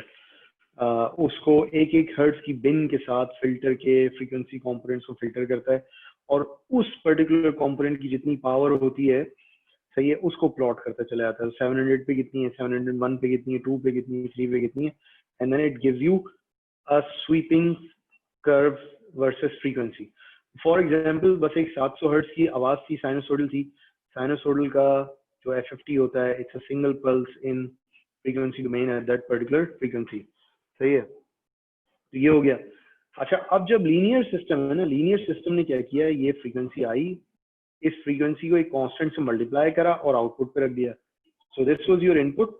आपके सिस्टम ने इसको यहीं बिल्कुल हिलाए बगैर एक कांस्टेंट से मल्टीप्लाई करके आउटपुट पे रख दिया। सो this is an amplifier. Power बढ़ा दी उसकी, फ्रीक्वेंसी बिल्कुल वहीं रही। सो this was a sine wave, सही है। ये याद रखो जरा, थोड़ी सी तुम लोगों को शायद ट्रिग्नोमेट्री भी याद है। फर्ज करो कि यहाँ पर there was another thing, k2 x square, सही है। सो पहले तो ये बात हो जाए, do you think now the system is non linear? Yes, sir. System is now non-linear. हाँ, if k2 is significant, मतलब then this x power 2 would have a significant impact on value of y, सही है। तो first करोगे x जो था, x तो ये था, इनपुट जो जा रही है वो एक मर्दाना आवाज जा रही है 700 किलोहर्ट्ज साइन वेव। यहाँ से तो वही 700 किलोहर्ट्ज निकल आया। इसने क्या किया, इसने क्या किया, इसने साइन का स्क्वायर कर दिया जाहिर। क्या करे, वो एक्स स्क्वायर लिखा है। साइन के स्क्वायर के मुख्तलिफ फॉर्मूले हैं जो फिर किस चीज में कन्वर्ट कर देते हैं, साइन 2 ओमेगा। वो फॉर्मूले पूरे तुम देख लेना, साइन कॉस 2 ओमेगा, ये वो मल्टीप्लाई डिवाइड व्हाटएवर, सही है। Yes, sir. लेकिन Trigonometry वाले. yes, exactly, the frequency gets doubled. A frequency gets doubled, then it gets multiplied with q2। 700 की डबल फ्रीक्वेंसी क्या हुई भाई, 1.4 किलोहर्ट्ज। 1.4 किलोहर्ट्ज पे किसकी आवाज होती है, खातून की। अब आप फोन कर रहे थे और आपकी आवाज के साथ एक खातून की आवाज भी जा रही थी, सही है। अब आप घर जाके एक्सप्लेन कर लिएगा कि मैं तो अकेला था, कोई खातून नहीं, सही है। तो ये सिस्टम आपकी जान का खतरा साबित हो सकता है। हालांकि उस सिस्टम ने क्या किया, कुछ भी नहीं किया। एक सेकंड ऑर्डर टर्म ऐड करी आपके लिए और आपको ये उसने कहा कि मतलब आप मुझे इनपुट दें। उस सेकंड ऑर्डर से उसने एक नई टाइप की जो है सिग्नल जनरेट करके आपके स्पेक्ट्रम में ऐड करके आगे फेंक दिया उठा के। सो दिस इज प्रीटी डेंजरस। तो ये तो आपका कसूर था ना यार, आपने सिस्टम बनाया क्यों ऐसा कि एक्स स्क्वायर उसके अंदर हो। तो सीधी सी बात है, लोग ये कहेंगे कि तुम खुद बेवकूफ हो, एक्स स्क्वायर लिए बैठे हो। तो चलो मैं नहीं लेकर बैठता एक्स स्क्वायर। अब मैं क्या करता हूँ, मैं कहता हूँ कि मैं कसम खा रहा हूँ बस यही है भाई, y इज इक्वल टू के एक्स। और अब तो जाहिर है सवाल ही नहीं पैदा होता नॉन लीनियर आउटपुट आने का, until k becomes a function of x। अब सबसे सिंपल फंक्शन ऑफ x क्या होता है, 1 प्लस एक्स कह लो। तो अगर मैं k की जगह 1 प्लस एक्स रखता हूँ, फिर वही मुसीबत आ गई वापस। तो आपका जो सिस्टम का गेन था, now is not constant anymore, it is changing with what, it changes with input. ये कैसा सिस्टम है यार, ये प्रैक्टिकल सिस्टम है भाई, हर सिस्टम यही करता है, सही है। सो व्हाट इज दिस,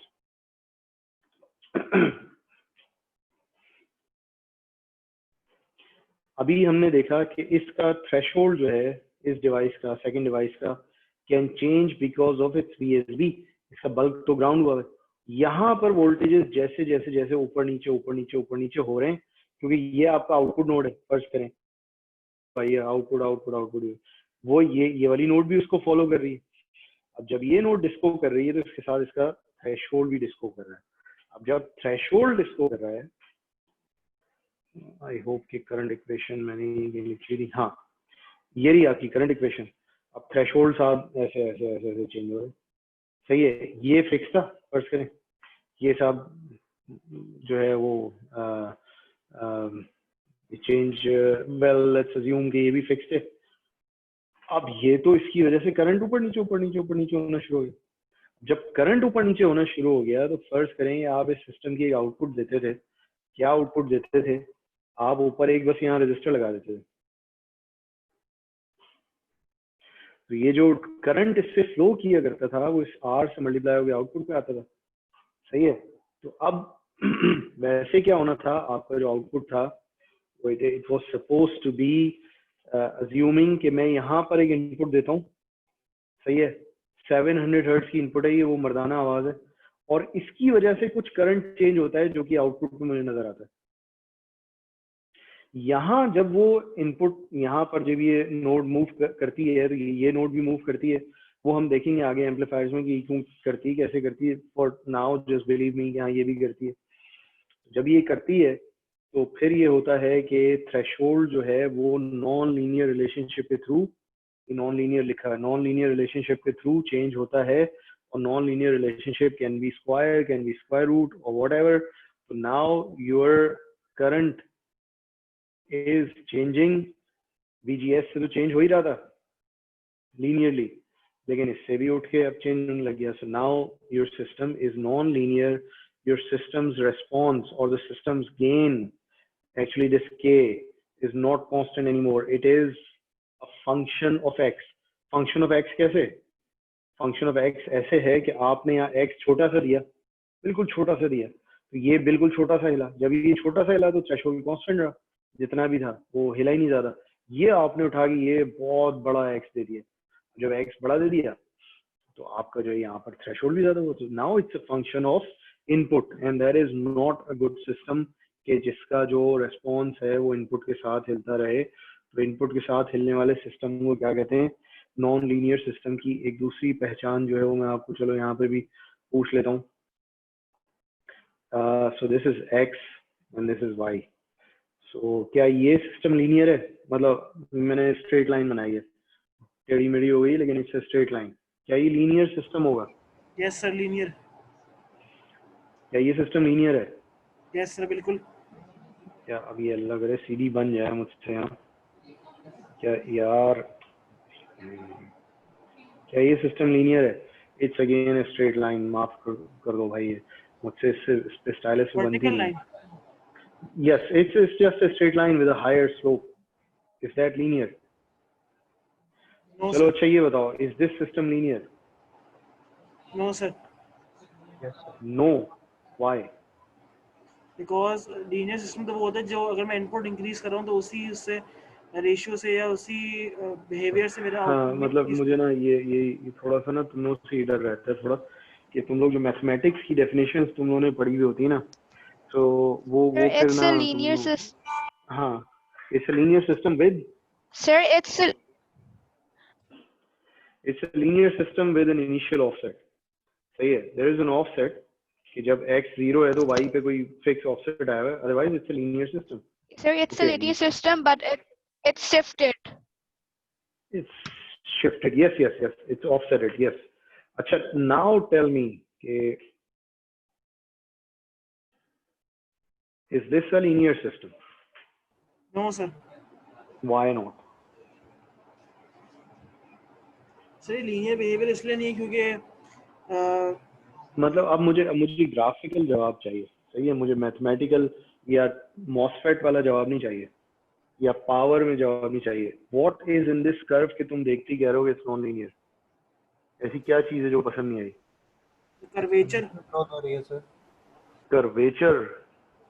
अच्छा चलो मैं कर्वेचर हटा देता हूँ। So let me draw another thing, ऐसे ऐसे ऐसे ऐसे ऐसे। So is this a linear curve?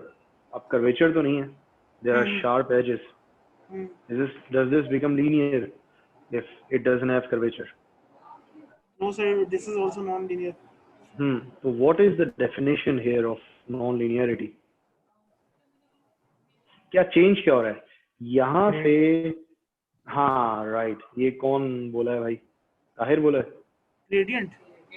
Yes. So the slope, as long as the slope is constant, it's linear. Constant slope, constant slope, constant slope. Offset है बस, सही है, constant slope है। इन भाई का तो भाई यहाँ पर स्लोप है ये, इधर स्लोप है ये, इधर स्लोप है ये, टेंजेंट होता है ना, हर पॉइंट पे स्लोप जो होता है इधर टेंजेंट ही होता है ना, ये पता है ना? जी सर। ठीक है, इधर इधर स्लोप है ये, इधर स्लोप है ये, इधर स्लोप है ये, इधर स्लोप है ये. सो this is a system that has different slopes. ये x अगर इस रेंज में आएगा ना तो ये स्लोप है, ये वाला. x अगर इस रेंज में आएगा तो कुछ और स्लोप है. x अगर इस रेंज में आया यहाँ तो ये कुछ और स्लोप है. तो स्लोप को दूसरा नाम फिर वही सिस्टम का गेन कहते हैं आप. So now system's gain is a function of x. It is not a constant. Linear system के लिए बहुत ज़्यादा ज़रूरी है कि आपके सिस्टम का गेन या स्लोप जो है वो कांस्टेंट हो और इनपुट का फंक्शन ना हो, इधर उधर डिस्को ना करता हो कि छोटी इनपुट ली गई है बड़ी इनपुट ली गई. So otherwise this system is going to cause non-linearity in your output. So this is the second order effect, the body effect that can seriously cause some non-linear issues in your circuit. अब वो होंगे क्या, कैसे होंगे वो हम देखेंगे. Actual designs बनाएंगे, हम भोगतेंगे उसका असर वगैरह. लेकिन for the time being we just saw कि अच्छा कि this is the reason कि body effect जो है ना इस तरीके से हमें तंग कर सकता है. फाइन, तो ये थोड़ा नॉन लिनियरिटी की भाई वही इश्यूज हैं कि you guys have to be careful कि एक मैथमेटिशियन वाली नॉन लिनियरिटी हमने मतलब कि वो जो एडिटिव मल्टीप्लिकेटिव ये वो सुपरपोजिशन वो दैट्स नॉट आवर पर्सपेक्टिव. सही है, we want to understand it from an intuitive perspective, तो वो हम अटेम्प्ट कर रहे हैं. थर्ड इफेक्ट,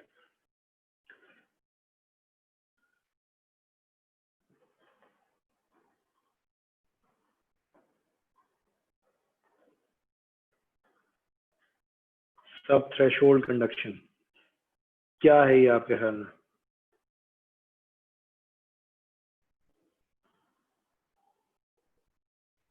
नाम से क्या ख्याल है? सब थ्रेशोल्ड का मतलब क्या होता है? सब जीरो का मतलब क्या होता है? सर थ्रेशोल्ड से पहले. थ्रेशोल्ड से पहले, हाँ चलो मतलब ये थोड़ा सा गलत लफ्ज है. तो थ्रेशोल्ड से अंदर अंदर. हाँ, थ्रेशोल्ड बिलो थ्रेशोल्ड, सही है. तो यानी कि जीरो का मतलब ये होता है कि बिलो जीरो, सब जीरो का मतलब बिलो जीरो, सही है. तो सब थ्रेशोल्ड का मतलब बिलो थ्रेशोल्ड कंडक्शन. अब ये क्या बात है, अभी थोड़ी देर पहले हमने कहा था कि आईडी तो जो है वो फाइनली नॉन जीरो कब होता है, जब VGS is greater than threshold. जब VGS less than threshold होता है तो हमने थोड़ी देर पहले ये कहा था कि there is no current and this is the sub threshold condition. यानी कि VGS जो है वो threshold से छोटा है, so this is sub threshold. जब VGS threshold से छोटा हो इस वक्त करंट जीरो होना चाहिए, लेकिन करंट जीरो नहीं है. अच्छा, ये पता कैसे चला? पता ऐसे चला, अब फिर एक कॉमन सेंस सवाल आ रहा है. वो फिर तुम लोग मुझे उम्मीद है कि कोई मैथमेटिशियन वाली बात ही करोगे. खैर, let me give it a try. VGS, सही है. तो वो एक साहब थे, उन्होंने एक प्लॉट बनाया, उन्होंने कहा थ्रेशोल्ड, और यहाँ क्या है, यहाँ पे आईडी है. थ्रेशोल्ड तक there was no current obviously, ऐसे करके नो करंट. और उसके बाद इफ यू जस्ट अज्यूम कि हाँ इसको बढ़ाने से भी, not following square law right now, triode को कर लेते हैं तो लीनियरली बढ़ा है करंट, एवरीवन वाज हैप्पी, सही है. अनटिल के एक साहब आए, उन्होंने कहा कि अच्छा मैं यार एक काम करता हूँ, मैं इसका लॉग ले लेता हूँ, सही है. तो उन्होंने लॉग लिया ना, इट टर्न इनटू, अब वो स्केल डिफरेंट है, मतलब स्केल पे अभी नहीं आना, स्केल मतलब मैं आसानी के लिए इधर ही बना रहा हूँ. So it came down like this. Okay, there was a current till threshold, but then there was still a current below threshold. Slope उसका थोड़ा सा चेंज हो गया, ये थ्रेशोल्ड वाला पॉइंट है, और above threshold भी एक करंट था. तो अब पहले मेरा सवाल ये है कि भाई एक तो ये लॉग में क्यों नजर आया और पहले क्यों नहीं नजर आया? लॉग क्या चीज क्या होती है?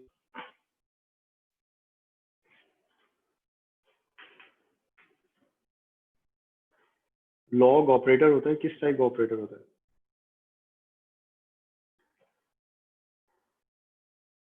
Is it a linear operator?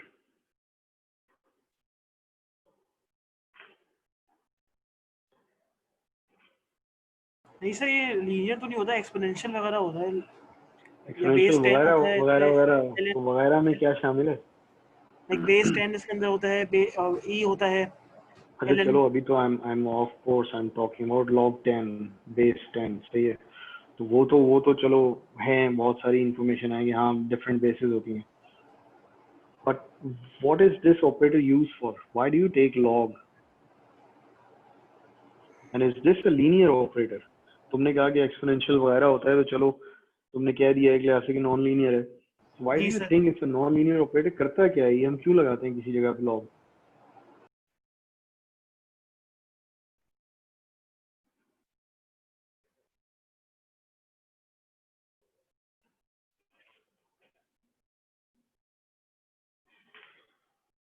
अच्छा चलो, मेरे पास फर्ज करो मेरे पास एक डेटा सेट है। वो डेटा सेट कैसा है कि मेरे पास 1 से लेकर ना 100 तक कुछ 3-4 नंबर हैं, सही है। सर इसको मैंने बेसिकली अगर हमें कोई लार्ज डाटा सेट हाँ वगैरह हाँ को छोटे उसमें रिप्रेजेंट करना है और हाँ इन्वर्स हाँ रिलेशनशिप वगैरह शो करनी है, तो इसके लिए यूज हाँ। कर सकते हैं। चलो अब let me make an attempt कि मैं इसको एक्सप्लेन करूँ। तो 1 से 100 के बीच में भी कुछ नंबर हैं, वो दिखाने हैं। अब कुछ नंबर हैं मेरे पास ना कि 10,000 से लेकर 1 लाख तक के भी ना कुछ नंबर हैं बीच बीच में ना। फिर इसी तरीके से मेरे पास 1 मिलियन से 10 मिलियन तक भी कुछ नंबर हैं। अब मुझे मेरे टीचर ने कहा जनाब आप ये लें, ये रहा ग्राफ पेपर, सही है, ये जरा ये ग्राफ पेपर पकड़ें, और ये मुझे जो 9 नंबर्स हैं ये अलग अलग नजर आने चाहिए। अब आपने कहा अच्छा सर कोई कोई बात नहीं, ये लें। ये मैंने एक बॉक्स रखा बराबर 1 के, और ये 1 और ये तो 100 ही नहीं आया। चले मैंने एक बॉक्स रखा 10 के बराबर, तो ये 100 वाले तो आ गए, अब मैं 1 मिलियन कैसे लाऊं?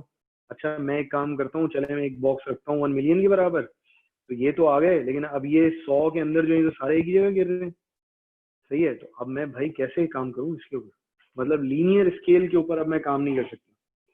लॉग क्या करता है? लॉग कहता है कि 1 to 10 लीनियर स्केल में 9 एंट्रीज हैं, लॉग पे इट्स जस्ट 1 स्टेप, सही है, सही है। तो इसी तरीके से 10 to 100 आपके पास बीच में 90 एंट्रीज हैं, but for log it is just 1 single step. आपके पास 100 to 1000 आपके पास जो है वो 900 एंट्रीज हैं, लेकिन for log this is just 1 single step. Again 1 million से 10 मिलियन आपके पास 9 मिलियन एंट्रीज हैं, but for log this is just 1 single. So this is an operator that compresses larger data. उसने लार्जर डेटा की तो उसने ना बिल्कुल ऐसी तैसी कर दी, उसने माना ही नहीं। आप 1 मिलियन है 10 मिलियन है, आपका रेशो 10 है, बस 1 स्टेप, बस आप साइड में हैं। अच्छा वो छोटे नंबर्स को फेवर करने आ गया। छोटे नंबर्स को उसने, अच्छा आप 1 से 10 तक हैं, चलते हैं आपको मैं पूरा एक ब्लॉक मानता हूँ, जितना मैं 1 से 10 मिलियन को भी मानता हूँ। तो बड़ा नंबर तो ना जरा सा लॉग में गायब हो गया, जो कि पहले ही आपको नजर आ जाता था, बड़ा नंबर के लिए आपको लॉग जरूरत नहीं थी। जो छोटा नंबर था ना, जिधर आप इधर कहते थे यार जीरो है, मैं नजर ही नहीं आ रहा मैं क्या करूँ, all of a sudden it became visible in log scale, and that is when people realized कि भाई there is a sub threshold current। कौन सा करंट? Drain current. अब अगला सवाल जाहिर ही आता है कि ये कहाँ से आ गया भाई ये करंट?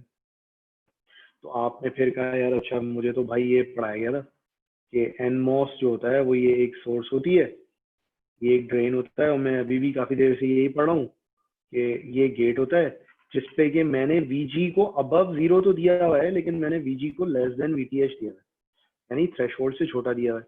ये भाई ग्राउंड हुआ है यार, यहाँ कुछ ना कुछ लगा हुआ है, क्या है मतलब यहाँ पर? अब who is actually conducting current?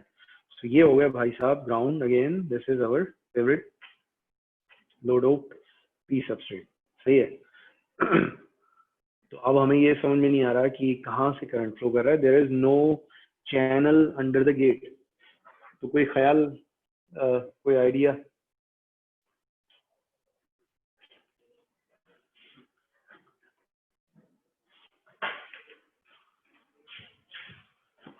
कोई आइडिया तो लगाओ, स्ट्रक्चर तुम लोगों के सामने है। अच्छा,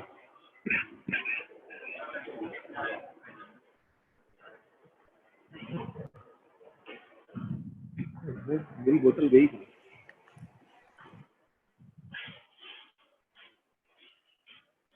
हाँ, एनी आइडिया यार? सर यहाँ ऑक्साइड से भी कुछ होगा ना, अगर वीडी हमारा इंक्रीजिंग है तो ऑक्साइड पे भी कोई इफेक्ट आएगा?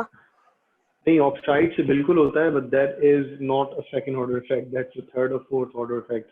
वो हम इस कोर्स में नहीं पढ़ने वाले। सही है, सो that is a very dangerous yet very relevant इस पे टिश्यू से साफ करके देना होगा। वो हम आगे कभी पढ़ेंगे जब हम बेसिकली डीप सब माइक्रोन की बातें कर रहे होंगे। So that's not really, so gate leakage is not our concern here. I can guarantee here कि gate से कुछ leakage नहीं हो रही, something else is playing its part। वो something else अभी इस फिगर में छुपा हुआ है। क्या छुपा हुआ है इस फिगर में?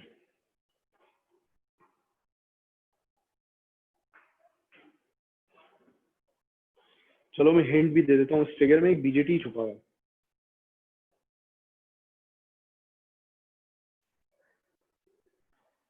कहाँ छुपा हुआ है?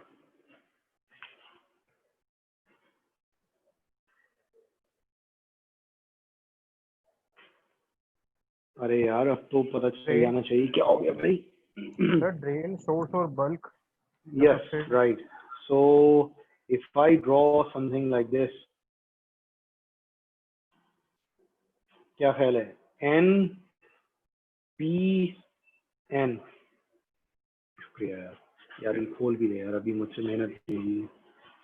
So there is this NPN transistor here, सही है?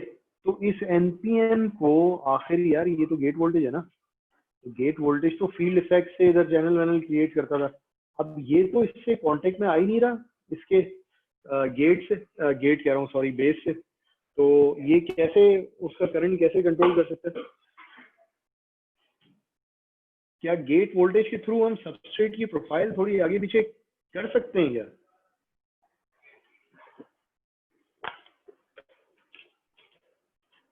देखो, ट्रांजिस्टर तो मैंने मान लिया कि एक ट्रांजिस्टर है इधर बैठा हुआ है, ट्रांजिस्टर है, और अब जाहिर है उसका करंट कंट्रोल कैसे होता है, उसके बेसिकली बेस वोल्टेज से कंट्रोल होता है, बेस और एमिटर से। अभी हम एमिटर की बहस में नहीं पड़ते कि एमिटर कौन है, लेकिन बेस की वोल्टेज से गेम चलता है। बेस का वोल्टेज तो मेरे हाथ में नहीं है, बेस का वोल्टेज तो इधर मैंने नीचे ग्राउंड लगाया है, और इधर जो है वो तो मैं बीच में, there is an insulator here, तो मैं गेट को उठा के मैं छलांगे मारता रहूं, यहाँ तो मैं कभी भी सबस्ट्रेट को तो गेट से टच ही नहीं कर सकता। सो व्हाट द हेक, मतलब ये कौन किस तरीके से, लेकिन मैं ये भी बता रहा हूँ कि ये हाँ करंट कंट्रोल होता है। सो हमने इसीलिए जो थोड़ा सा हम डिवाइस को बहुत अंदर से जाके पढ़ रहे हैं, वो इसीलिए पढ़ रहे हैं कि हम ये सेकंड ऑर्डर इफेक्ट्स नहीं समझ सकते जब तक कि हमने वो वाली डायनेमिक्स ना देखी हो। तो आपको याद होगा कि जब आप VG को हिलाया करते थे, आप यहाँ से होल्स को भगाया करते थे, VG को 0 से ऊपर करते थे, वो होल्स क्या भाग तो नहीं जाते थे ना सबस्ट्रेट से? अब वो होल्स यहाँ पे पूरा सबस्ट्रेट में इधर उधर हर जगह होल बैठा है ना। तो अब ये होल्स क्या हुआ था कि होल्स मुख्तलिफ जगह पर इनकी एक डिस्ट्रीब्यूटेड प्रोफाइल में चेंज आ जाती थी। यहाँ से गायब हो गए होल्स, ये सारे यहाँ से चले गए, अब जाके किधर बैठ गए, यहाँ कहीं ज्यादा बैठ गए, सही है? तो they started modulating this base voltage. ज्यादा होल्स का मतलब क्या है कि ज्यादा पॉजिटिव चार्ज। अब वो ज्यादा पॉजिटिव चार्ज जब इधर आया तो ये जो PBE बना, ज्यादा बना, और ज्यादा करंट कंडक्ट होना शुरू हो गया। और क्या होता था भाई,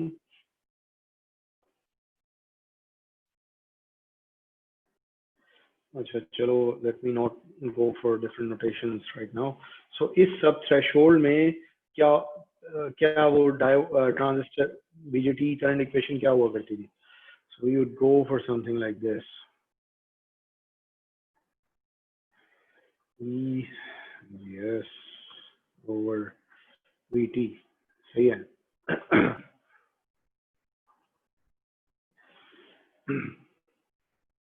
अच्छा, a lot of books would use VGS minus VTH here, सही है। It's a matter of normalization. तो अब क्या हो रहा है कि if we look at it, तो हम कह रहे हैं कि भाई ये जो गेट वोल्टेज है ये होल्स को धक्के धक्के मार रहा है, सही है। एक इलेक्ट्रिक फील्ड क्रिएट कर रहा है, उसकी वजह से एक होल्स की डिस्ट्रीब्यूटेड प्रोफाइल जो है, it's producing some kind of a positive charge space, although this is grounded, लेकिन यहाँ होल्स भरे हैं। वो पॉजिटिव चार्ज स्पेस जो है, it is modulating the base voltage and then that is controlling the current. अच्छा, सोर्स ही से आना है करंट, तो obviously the second terminal we are considering here is source, सही है। और ये आपकी पुरानी बीजेटी की इक्वेशन का thermal voltage. So sometimes we would use VGS minus VTH. वो जब normalization हम करेंगे तो हम देख लेंगे। So this is another second order effect जो हमने कहा कि भाई अगर हम जो है अपने ट्रांजिस्टर को सब थ्रेशोल्ड रीजन में चलाते हैं, so it's not like this कि इसका करंट जीरो हो जाता है। हमें पता चला कि there is a non-zero but a small current, yes, non-zero but a small current. So इस एक्सपोनेंशियल रिलेशनशिप को यूज किया जाता है for ultra low power MOSFET circuits. क्यों? क्योंकि बहुत कम करंट पे कम करंट कंडक्शन है। However there is an exponential relationship between gate and voltage, sorry between voltage and current, सही है। एक्सपोनेंशियल रिलेशनशिप तो बड़ी मतलब बहुत ही हायर स्लोप वाली रिलेशनशिप होती है। हायर स्लोप का क्या मतलब है? Higher gain. So if you can afford lower amounts of currents, तो you can achieve much higher gain from a MOSFET using exploiting this exponential relationship. तो जब अल्ट्रा लो पावर सर्किट्स की बात आती है तो sometimes people bias their circuits in this sub threshold region. तो हमने भी काफी सर्किट्स इसमें सब थ्रेशोल्ड रीजन में बनाए हुए हैं। तो तीन बेसिकली हमने जो है सेकेंड ऑर्डर इफेक्ट्स पढ़ लिए। अभी तक कोई सवाल है? सर ये जो हमने बात की कि चूंकि होल्स जो है वो सबस्ट्रेट में उसकी डिस्ट्रीब्यूशन चेंज हो जाती है, उसकी वजह से जो बेस का वोल्टेज है ये कैसे इंक्रीज हो रहा था, ये बात जो है ना समझ नहीं सका। हाँ देखें, आपका जो सबस्ट्रेट है ना, it's a low dope substrate, सही है। अच्छा, ये सबस्ट्रेट जो है ये एक कंडक्टर होता है ना, कंडक्टर को आप एक जगह से ग्राउंड कर दें तो वो बेसिकली आपका जो है वो मतलब हर जगह से आप उसको ग्राउंड अज्यूम कर सकते हैं, सही है। अब जैसे मैंने इस कोने से इसको ग्राउंड कर दिया, अब मैं ये कहता है यार इधर भी ग्राउंड ठुका हुआ है, इधर भी ठुका हुआ है, इधर भी ठुका हुआ है, एंड मतलब कोई सवाल नहीं है कि वो भी हिल सके ग्राउंड से। But this is a low dope substrate, सही है। अच्छा, ये बॉटम से इन जनरल आपके पास आता भी नहीं है कनेक्शन। आप क्या करते हैं एक्चुअल चिप में ना, जगह जगह से ऊपर से यहाँ से ग्राउंड करते हैं सबस्ट्रेट को, ऊपर से यहाँ से, ऊपर से यहाँ से। तो ये जो इतनी प्रोफाइल है ना, जो कि ऊपर वाली डेप्थ की प्रोफाइल है, जो आपके स्ट्रक्चर्स के लिए रेलेवेंट है, वहां तक तो ग्राउंड पहुंच जाता है। अब नीचे जो है surface, so this thing is like a resistor, low dope substrate is a resistor. तो यहाँ तो ग्राउंड था, but because of this resistor we can have a different voltage here.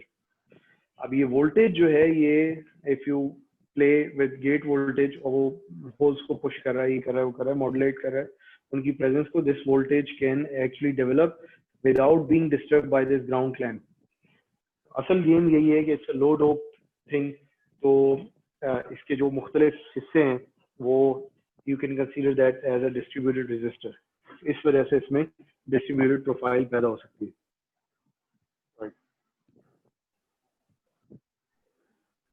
सही। So now we are going towards, हाँ और किसी को कोई कंफ्यूजन तो नहीं है?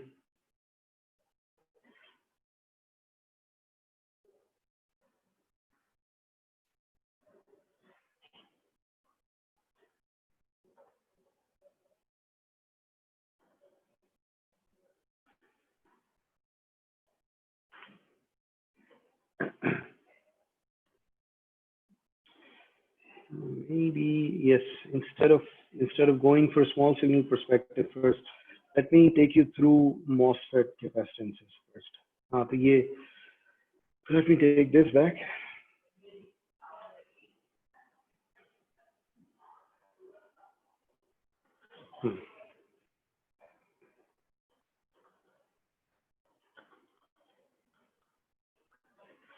अच्छा, इनको भी बड़ा मिसयूज मिसनोमर्स हैं इनसे एसोसिएटेड, इनको बड़ा बदनाम किया जाता है, but this is what you actually bargained और व्हाट यू आस्क्ड फॉर.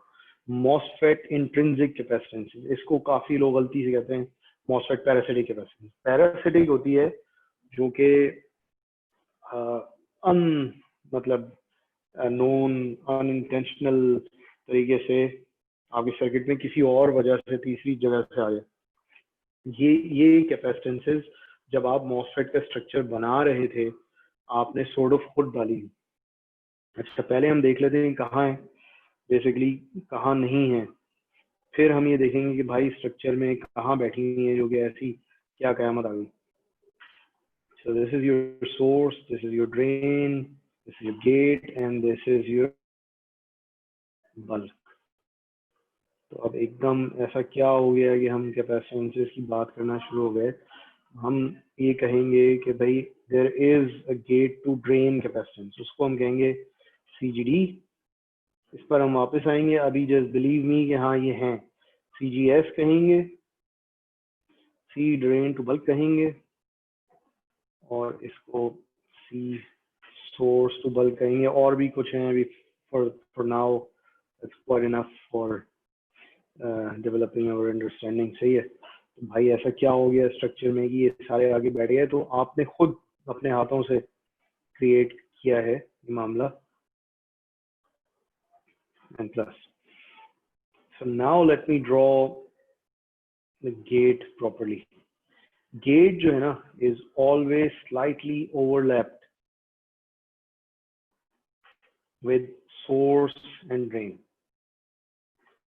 बजाय इसके कि यहाँ गैप रह जाओ, गेट यहाँ से चले, आप उसको एहतियातन थोड़ा सा ओवरलैप करते हैं. और ये प्रोसेस की कुछ मल्टीपल फीचर्स की वजह से भी होता है. That is beyond the course right now, उसको हम बाद में देखेंगे. But just take my word for it के इट इज ओवरलैप. ये जो ओवरलैप रीजन है, so this is gate polysilicon which is a conductor. So this is conductor 1. This is other मतलब ये आपका source region है that is full of mobile charges. This is conductor 2 and this is insulator. तो ये जो इतना region है, this is just a simple plain parallel plate capacitance यहाँ से यहाँ तक. सही है. पैरेलल प्लेट कैपेसिटेंस कैसे भाई, ये ऊपर एक कंडक्टर हो गया, इधर ये हो गया इंसुलेटर, ये हो गया दूसरा कंडक्टर. सही है. So there is this overlap capacitance between what? The gate and the source. Then the same thing here, the overlap capacitance gate and drain. चलो ये तो थोड़ा सा सिंपल मामला है, तो इसको हम लेकर आगे चलते हैं. फिर हम एक और छोटा सा सिंपल मामला देख लेते हैं. यहाँ पर आपको पता है कि डिप्लीशन रीजन बैठा हुआ है, यहाँ पर आपको पता है डिप्लीशन रीजन बैठा हुआ है. इसको अभी आपने कंडक्टर कहा था ना, अब मैं इसको कंडक्टर 1 कह देता हूँ. सही है. और ये सारा कुछ कहाँ बैठा हुआ है? P सबस्ट्रेट में बैठा हुआ है. P सबस्ट्रेट लो डोप सही, लेकिन इंसुलेटर तो नहीं है तो एक टाइप का कंडक्टर ही. कंडक्टिविटी बुरी है लेकिन इंसुलेटर तो नहीं है. So in this scenario this is conductor 1 and this is conductor 2. What the hell is this? ये बीच में क्या चीज है? Depletion region. What is depletion reason?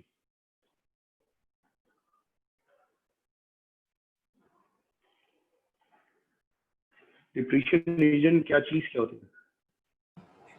Sir depletion region basically जिस तरीके से डायोड में भी होती है, वो ऐसा रीजन जहाँ पर पॉजिटिव और नेगेटिव चार्जेस इक्वल क्वांटिटीज में होते हैं.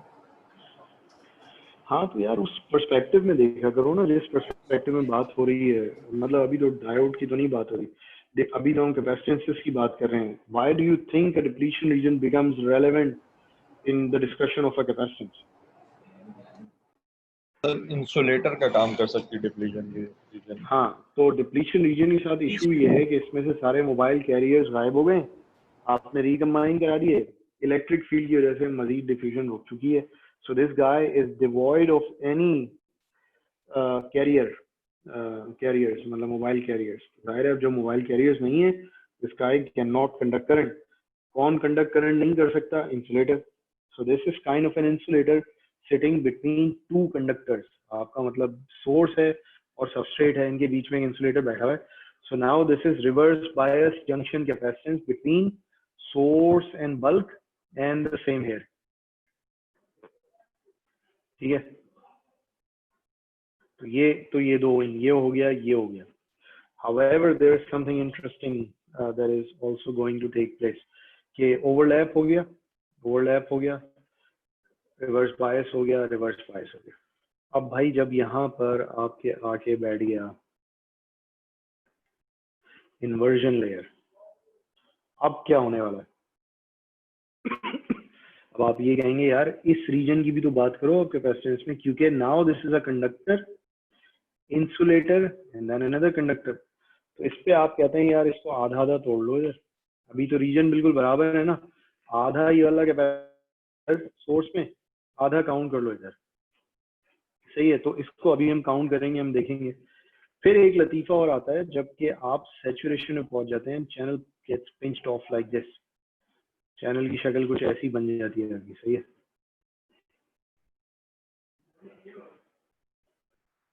उस वक्त ये फड्डा डलता है कि भाई अब मैं क्या इधर, तो आप कहते हैं देखो भाई इधर चैनल चार्ज डेंसिटी ज्यादा है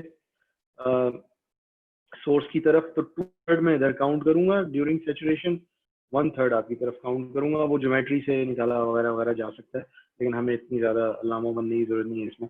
we just want to understand कि कैपेसिटेंसेस के साथ हो क्या रहा है during the time of different modes of operation. सही है, now let me draw this के. अच्छा इसकी मुझे एक मिनट देखने दो.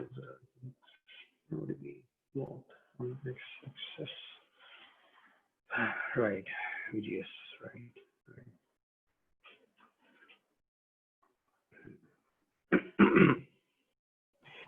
So let us just draw this horizontal line. यहाँ पर हम VGS प्लॉट कर रहे हैं और यहाँ पर हम कह रहे हैं कि this is threshold and this is we are calling as VD plus threshold. So below this is your cutoff region. सही है. Here, अच्छा चलो अब ये बताओ यहाँ पर ये कौन सा रीजन है और ये कौन सा रीजन है? सारे दो ही रह गए, मतलब एक ट्रायोड रह गया, एक saturation. So which one is triode and which one is saturation?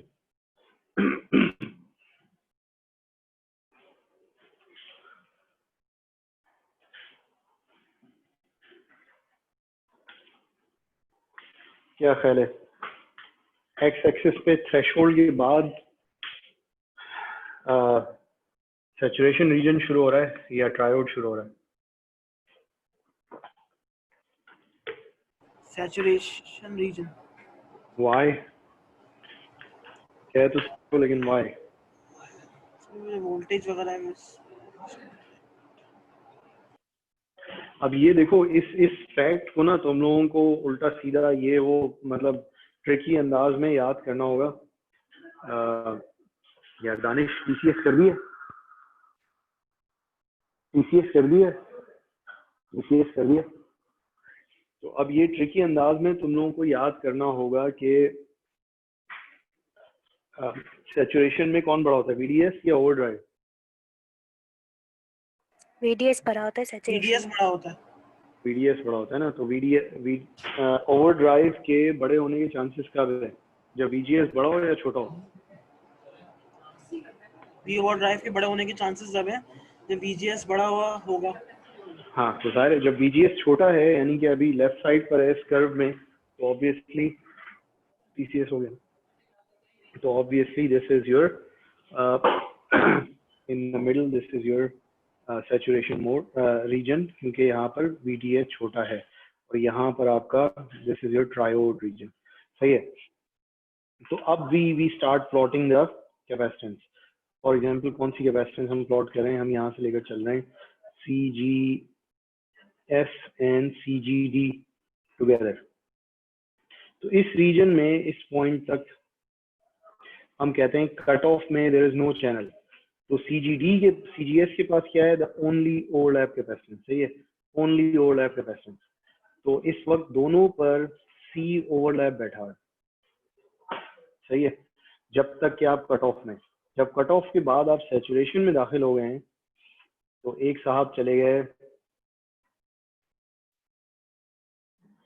2/3 of what, overlap नहीं, 2/3 of the oxide capacitance multiplied by the area of the oxide. एक साहब चले गए 2/3 पे और अगले साहब चले गए 1/3 पे। 1/3 of the oxide capacitance and then area of the oxide. फिर क्या हुआ कि जब ये आप ट्रायोड में दाखिल हुए तो दोनों जो है मिडिल पॉइंट पे आकर दोनों बराबर हो गए किस चीज के, half of the C ox W L area. अच्छा, ये दोनों कैपेसिटेंस हैं, सही है। ये कौन है, दिस इज सीजीएस एंड ये कौन है, this is CGD. So if I redraw this, तो दिस थिंग, ये दोनों एक ही जगह से स्टार्ट हुए, सीजीएस बढ़ गया 2/3 पे चला गया बिकॉज ऑफ सैचुरेशन, वापस आ गया सीजीएस हाफ पर।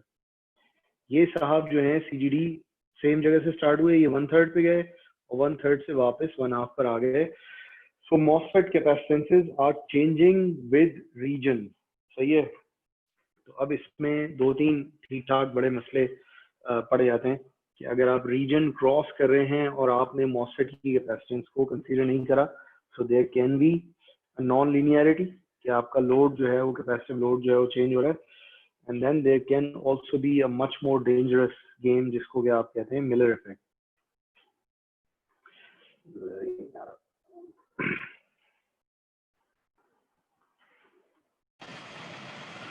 सर ये नमाज के लिए थोड़ा सा ब्रेक देंगे आप?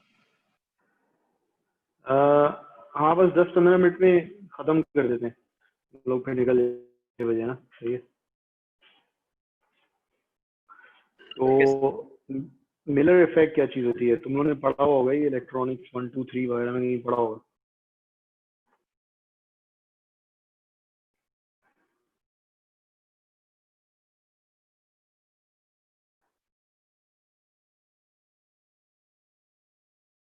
मिलर इफेक्ट कोई इस टाइप की चीज होती है जो कि कहता है कि भाई अगर कोई एक एम्पलीफायर कहीं बैठा है ना और उसकी आउटपुट से इनपुट पे एक ऐसे कैपेसिटेंस लगी है, सही है, तो मैं इनपुट पर मुझे कैपेसिटेंस नजर आएगी which is as large as a सी।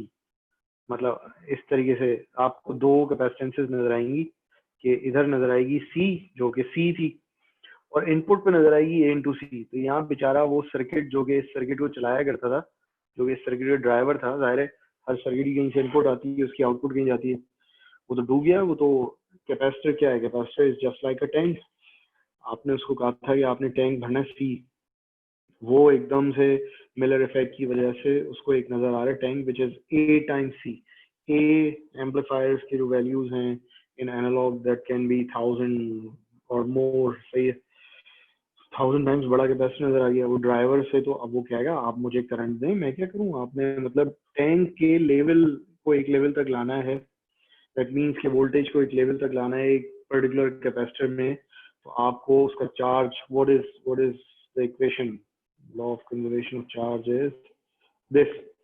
अगर एक फिक्स लेवल पर लाना है वोल्टेज और कैपेसिटेंस बढ़ गया है तो अब ज्यादा चार्ज लाओ। ज्यादा चार्ज कौन लाएगा, अब सारी ये ड्राइवर लाएगा, करंट ज्यादा देगा, सही है। तो वो बेचारा तो डूब गया इस मिलर इफेक्ट की वजह से। अब ये जो सीजीएस है आपकी और सीजीडी है, this can actually sometimes seriously suffer from Miller effect, this thing। तो अगर आपने उसको गौर से नहीं देखा कि सीजीडी वगैरह क्या है, मेरे रीजन में मैं कहाँ बैठा हूँ और क्या हूँ क्या नहीं हूँ, और सैचुरेशन में आप ये भूल गए कि सीजीएस जो 2/3 ऑफ द ऑक्साइड कैपेसिटेंस ले जाती है, तो आपने अपने सर्किट की एसी रिस्पॉन्स जो है, देखो अभी तक तो हम थोड़ा सा डीसी देख रहे हैं ना, वोल्टेज दिया ये वो, अब हम डायरेक्ट कैपेसिटेंसेस को कंसीडर कर रहे हैं। So we are talking about AC response, ठीक है। तो then it would be very tricky to control your circuit कि आप जो है विदाउट अंडरस्टैंडिंग द कैपेसिटेंस आप उसको हैंडल कर पाए, ठीक।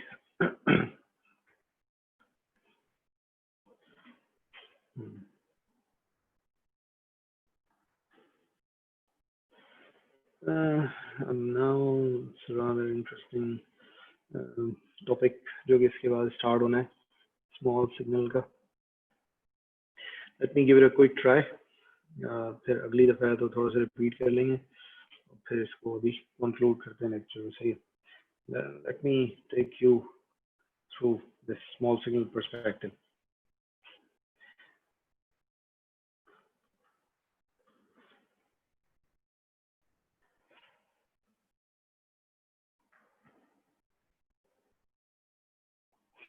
अच्छा, स्मॉल सिग्नल पर्सपेक्टिव में बेसिकली आपने कहा कि अच्छा जी बहुत ज़बरदस्त मेरे पास स्क्वायर लॉ है, यहाँ पे VGS है और यहाँ पर ID है and then I have this square law.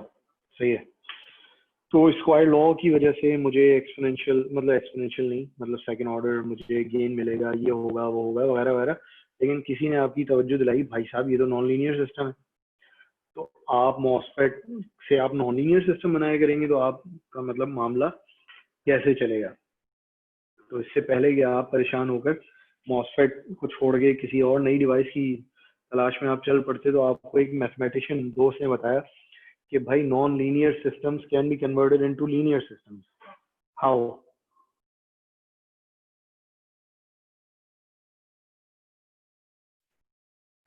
इसको अगर हम पार्ट्स में लेंगे तो वो हर पार्ट पे लीनियर देगा ना हमें. स्मॉल एरिया इंटीग्रेट करेंगे. उसका एक नाम होता है, मतलब इसका मैथमेटिक्स में एक नाम होता है कि हम Piecewise linearization. Yes, piecewise linear. So we would divide it into different pieces. हम कहेंगे भाई ये एक पीस हो गया यहाँ से यहाँ तक मुझे स्लोप ऑलमोस्ट कांस्टेंट लग रहा है. So this is linear between these 2 points with a different slope. यहाँ से यहाँ this is another piece. यार एक तो drawing a straight line with this is difficult. So यहाँ से यहाँ it's a straight line. सही है. So point 1, 2, 3, point 1 से 2 एक fixed slope है, 2 से 3 एक fixed slope है. सही है. And this is how we would keep going on. कि हम कहेंगे कि भाई हम इसमें से कोई एक पीस सेलेक्ट किया करेंगे. सही है. और हम कहेंगे यार अनबिलीवेबल इसमें ड्रॉ करना. Okay, just assume यार this point 3 to 4 is a straight line. It's just a straight line. सही है. तो इसमें जो आपका कर्व है उसका स्लोप कांस्टेंट है. तो अब आप क्या करेंगे, आप कहेंगे भाई मैं एक काम करता हूँ, मैं अगर मतलब पीस वाइज लीनियर चलाना है मैं इधर बैठ जाया करूंगा, इधर बैठा करूंगा, इसको कहूंगा क्यू. कुछ याद आ रहा है क्यू से क्या होता था? Biasing point. लेकिन है लेकिन क्यू कहाँ से आ गया बायस में?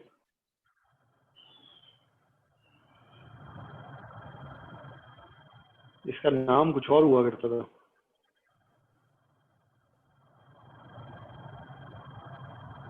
क्वेश्चन पॉइंट यार, क्वेश्चन पॉइंट जिसका भी दूसरा नाम हम बायस पॉइंट रख देते थे. तो हमने कहा कि मैं क्यू पॉइंट रख लेता हूँ इधर. क्यू पॉइंट में कैसे डिफाइन करूंगा कि इधर नीचे, और अब मैं थोड़ा सा आपको नोटेशन में तंग करूंगा, और इधर ये. सो यहाँ पर be very careful now, just see कि how I am drawing V, और उसका मैं सबस्क्रिप्ट कैसे लिख रहा हूँ. Just be very careful to see कि मैं आई कैसे लिख रहा हूँ, उसका सबस्क्रिप्ट कैसे लिख रहा हूँ. So this fancy V and capital GS is something that has DC and AC in it. This straight V with capital GS, that is just DC. This fancy V with a small subscript, this is just AC. सही है. So fixed, non-time varying, time varying, everything together. ठीक है. So which one is this? This is everything together. This is this one. सही है. Which one is this? Fancy I, capital D. This one is this. Everything together. Which one is this? This is just DC. What is this? This is just DC. So this Q is nothing but इसके coordinates क्या हैं? The DC VGS and the DC ID. So मैं DC bias क्या देता हूँ अपने circuit को, और DC current क्या flow करता है? That defines my bias point. किस चीज की बायस पॉइंट वगैरह वगैरह की बात हो रही है भाई ये. सो let me draw that here. let me have an NMOS here. Oh man. So, oof. So this is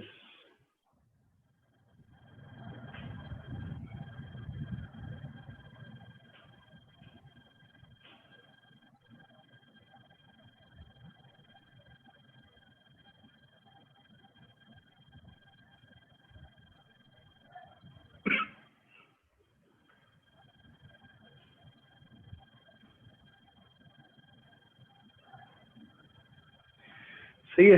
तो इस NMOS की बात हो रही है। इस NMOS पे किसी ने कहा कि सर आप तो स्क्वायर लॉ में इसको ऑपरेट करने जा रहे हैं, तो वो तो नॉन लीनियर है।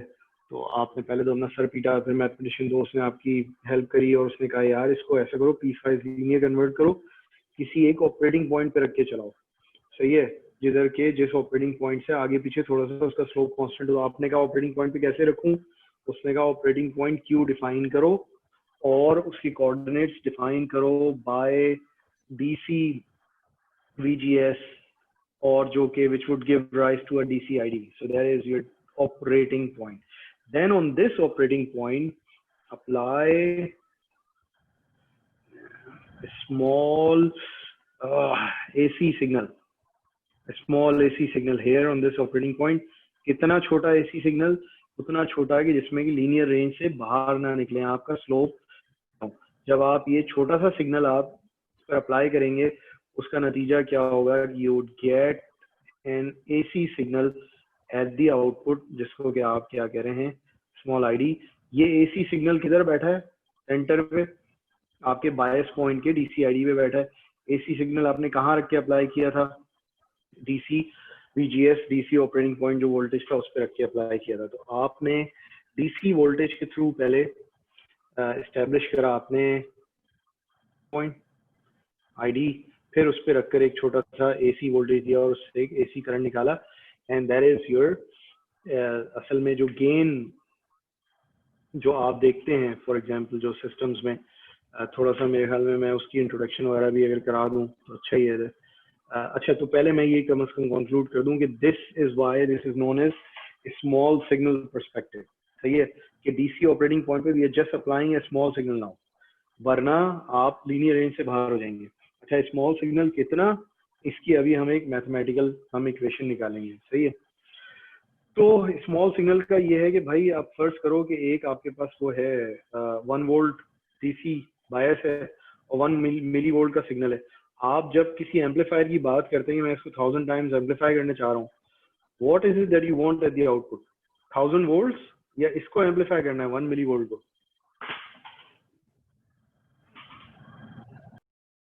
एम्पलीफिकेशन की बात ही जब आती है when you have something small to amplify, वरना फालतू में एक चीज अगर इतनी बड़ी है उसको मजीद एम्पलीफाई करके क्या करना है मतलब। सही है, so you have something small and then you have a large operating point. तो ऑपरेटिंग पॉइंट को उठा के एम्पलीफाई, ऑपरेटिंग पॉइंट तो आपका ये है कि किस जगह आप काम कर रहे हैं, किस जगह चल रहा है हम लोग। एम्पलीफाई करना है आपने वो छोटा सा जो टाइम वेरिंग सिग्नल है उसको। So at the output you would want this कि वो 1000 से मल्टीप्लाई होके इस चीज में कन्वर्ट हो जाए, because this was also time varying bipolar था, 1 वोल्ट प्लस 1 वोल्ट। अगर इसी को आपने 1000 वोल्ट कर देना था तो अब मतलब फिर मामला चलेगा कैसे? So this is small signal perspective, this is where amplification comes in कि भाई छोटा सा सिग्नल है, इसको मैंने एम्पलीफाई करना है। दूसरा मसला ये है कि मेरे पास एक मॉसफेट है that can't really operate as a linear amplifier if I go from a large signal perspective. Large signal perspective क्या होता है? From this input to the maximum VGS, मतलब minimum VGS to maximum VGS. That's the large signal perspective. Large signal perspective किस चीज से काम आता है? आप ये देखते हैं large signal perspective से ना आप boundaries define करते हैं। So boundaries जो हैं, that is your large signal perspective. आप ये देखते हैं कि मैक्सिमम वोल्टेज ये होगा, मैक्सिमम करंट ये होगा, इससे ज्यादा टेम्परेचर खराब हो जाएगा, ये हो जाएगा, हो जाएगा। लार्ज सिग्नल पर्सपेक्टिव से आप ये निकाल लेते हैं। सही है, however when you go for amplification sort of applications, तो आप स्मॉल सिग्नल पर्सपेक्टिव में आते हैं। That's where you try to understand कि आप तो इधर थोड़ा सा देखते हैं, हम इसको छोटी सी एनालिसिस करता हूँ। assuming that this guy is in saturation, सही है, तभी हम square law की बातें कर रहे हैं. So the composite current, the total current would be equal to Kn लिख रहा हूँ मैं, वो बार mu n C ox वगैरह नहीं लिख रहा, WL भी इसी में शामिल है. We are also assuming that lambda is 0. What is lambda? So there is no channel length modulation in this transistor. सही है. So Kn, and then we have this overdrive voltage which is VGS minus VTH का square. ठीक है. अब ये इसके दो हिस्से हैं, DC VGS minus small VGS plus, sorry, सही है. इस VGS के दो हिस्से हैं. तो अगर मैं स्क्वायर को इस तरीके से तोड़ूं कि पहले तो खाली इसका स्क्वायर करूं, इसको चलो मैं कर ही देता हूँ इधर ना. सो Kn, इसको मैं ऐसे लिखता हूँ, इसको मैं लिखता हूँ कि DC VGS माइनस VTH को मैं इसके साथ कंबाइन कर देता हूँ, और प्लस VGS जो है ना वो मैं अलग लिख देता हूँ, इसका होल स्क्वायर है. सही है. अब इस पूरी टर्म को मैं A ले लेता हूँ, इसको B ले लेता हूँ. So this is Kn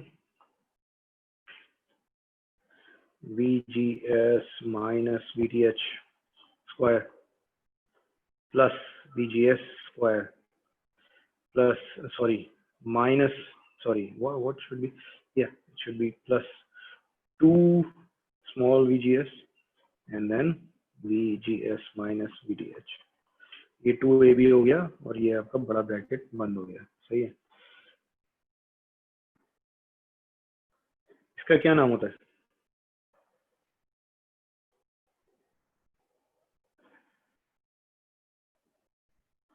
The DC V overdrive. ये भी वही चीज है, the DC V overdrive. ये भी वही चीज है. बिल्कुल सही है. So if I just simplify this equation, देखो ये तो दो जगह पे AC वोल्टेज बैठा हुआ है. इन दो टर्म्स की तो मैं अभी बात ही नहीं करता. अगर मैं इस टर्म को बाहर निकालूं, अच्छा यहाँ क्या चल रहा है, यहाँ तुम्हारा वो कंपोजिट आईडी चल रहा है. कंपोजिट आईडी के दो हिस्से कौन से हैं, एक DC है और एक AC है. सही है. AC में क्या होगा, जाहिर है AC करंट में AC वोल्टेज हिस्सा होगा. Current represent, these two terms represent AC current. ये जो टर्म है दिस इज जस्ट DC. सही है. So I can separate the DC ID from this equal to Kn V DC V overdrive square. ये separate कर लिया मैंने. ठीक है. अब मैंने ये दो टर्म्स लिखी. यार इसमें मैं कहीं कुछ माइनस प्लस नहीं है.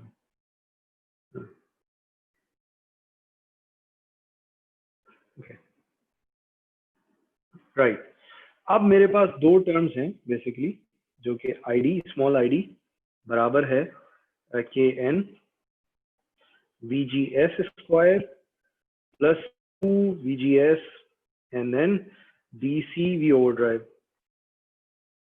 अब अगर मुझे लीनियर सिस्टम चाहिए, then this term should be very less than this term. ठीक है. ये स्क्वायर टर्म है, तो अगर ये डोमिनेंट हुई तो फिर है मुझे नॉन लीनियर रिलेशनशिप मिलेगी. ये सिंगल पावर टर्म है, सो ये टर्म बड़ी होनी चाहिए और ये टर्म छोटी होनी चाहिए. तो हाउ मच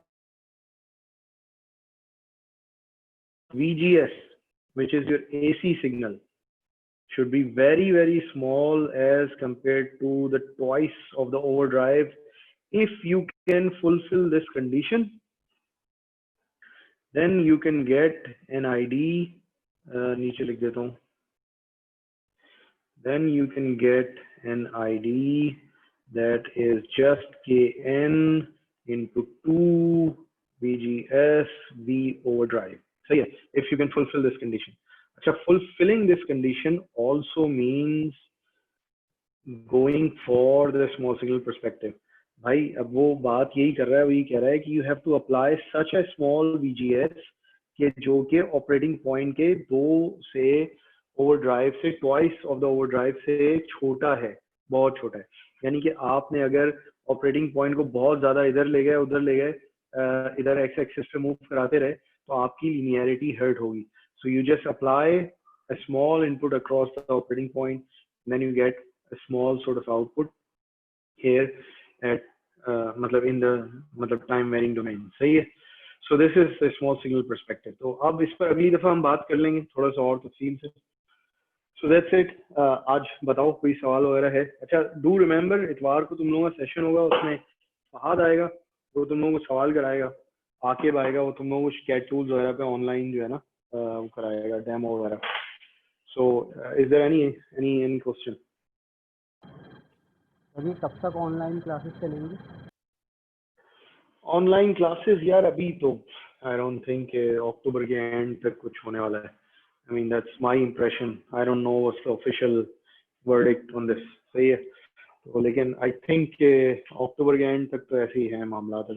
अभी तो देखो ये बड़ी कंफ्यूजन फिर हुई, corona second wave third wave India में इधर उधर, तो मतलब जो है वो 2 लाख केसेस पर डे आ रहे हैं. हमारे यहाँ बस अल्लाह खैर करे, यहाँ तो ये कह रहे हैं कुछ आ ही नहीं रहा. ऐसा पता नहीं, मतलब अगर सच है तो बहुत अच्छी बात है, लेकिन लगता तो नहीं है ऐसा. So I don't know if this comes back again, तो जाहिर है फिर ये और लटक जाएगा मामला. तो अभी तो मतलब I don't think for next 3-4 weeks it's going to be online. I know कि तुम मेरी ये स्टाइलस वाली ड्राइंग की वजह से बड़े तंग हो गए.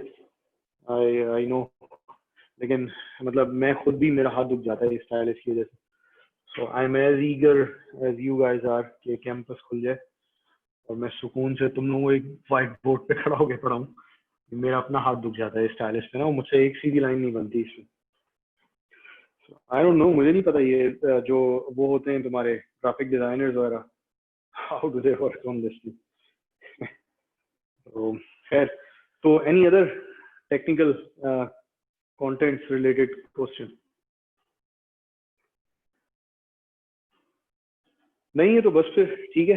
फिर इंशाल्लाह सैटरडे को ये तुम लोगों से मिलेंगे. मैं या तो जो मैं कह रहा था कि हम कामरा जा रहे हैं, या तो either there would be a class before that on Tuesday और इंशाल्लाह there would be a makeup class on next Sunday. इस संडे को तो आपका TRA सेशन है, उससे अगले फिर मैं मेकअप लूंगा फिर. सही है सर. स्पोर्ट्स में हमारा कोई रिसर्च प्रोजेक्ट भी होना है? सॉरी आवाज नहीं आई. सर मैंने कहा स्पोर्ट्स में हमारा कोई प्रोजेक्ट भी होना है, कोई रिसर्च प्रोजेक्ट टाइप की चीज? बिल्कुल बिल्कुल बिल्कुल होना है. वो असल में ये जो RATA सेशंस हैं ये आपको प्रोजेक्ट की प्रेप अप करेंगे. आपको जो हम कैट टूल सिखाएंगे वो उस प्रोजेक्ट के मकसद ही के लिए होगा. तो अभी तो थोड़ा हम लेट हो गए असल में, 1-2 हफ्ते हमारे जो निकल गए, वरना अब तक ये ऑलरेडी आपका 1 आध हफ्ते पहले ही सेशन हो जाना था. तो we as a group we were stuck in something. तो ये कि ये आपको कैट टूल भी इसी मकसद से होगा, और ये जो हम जो कुछ डिजाइन प्रॉब्लम्स हम हैंड्स ऑन हाथ से करेंगे इसी मकसद से होगा कि प्रोजेक्ट में दोनों हिस्से होंगे. आपने हैंड कैलकुलेशंस करनी होंगी और फिर सिमुलेशंस करनी होंगी. So yes, there would be a small project.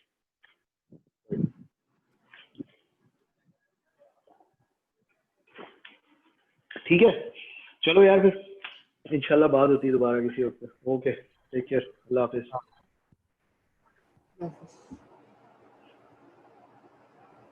Bilal भाई, जी बोले. हेलो, संडे को किस टाइम सेशन होंगे? मैं सर से टाइम कंफर्म करके फिर आपसे शेयर कर दूंगा. ठीक है, मैं ग्रुप पे अनाउंस कर दूंगा, तो उधर आप लोग देख लीजिएगा. ओके. ठीक है, लिंक वगैरह जो भी जूम का लिंक है जो भी सब शेयर कर दूंगा. बिलाल भाई, मैं ना लेट रजिस्टर हुआ हूँ, तो फर्स्ट 2 लेक्चर्स की जो मेरे पास रिकॉर्डिंग्स आई है उसमें सर की ऑडियो रिकॉर्डिंग नहीं है. तो काइंडली ग्रुप पे अगर दोबारा आप शेयर कर दे लिंक्स वगैरह. मैं कर दूंगा, कोई मसला नहीं, वापस कर दूंगा मैं. Thank you. ठीक, चलो ठीक है. ठीक, ओके, अल्लाह हाफिज.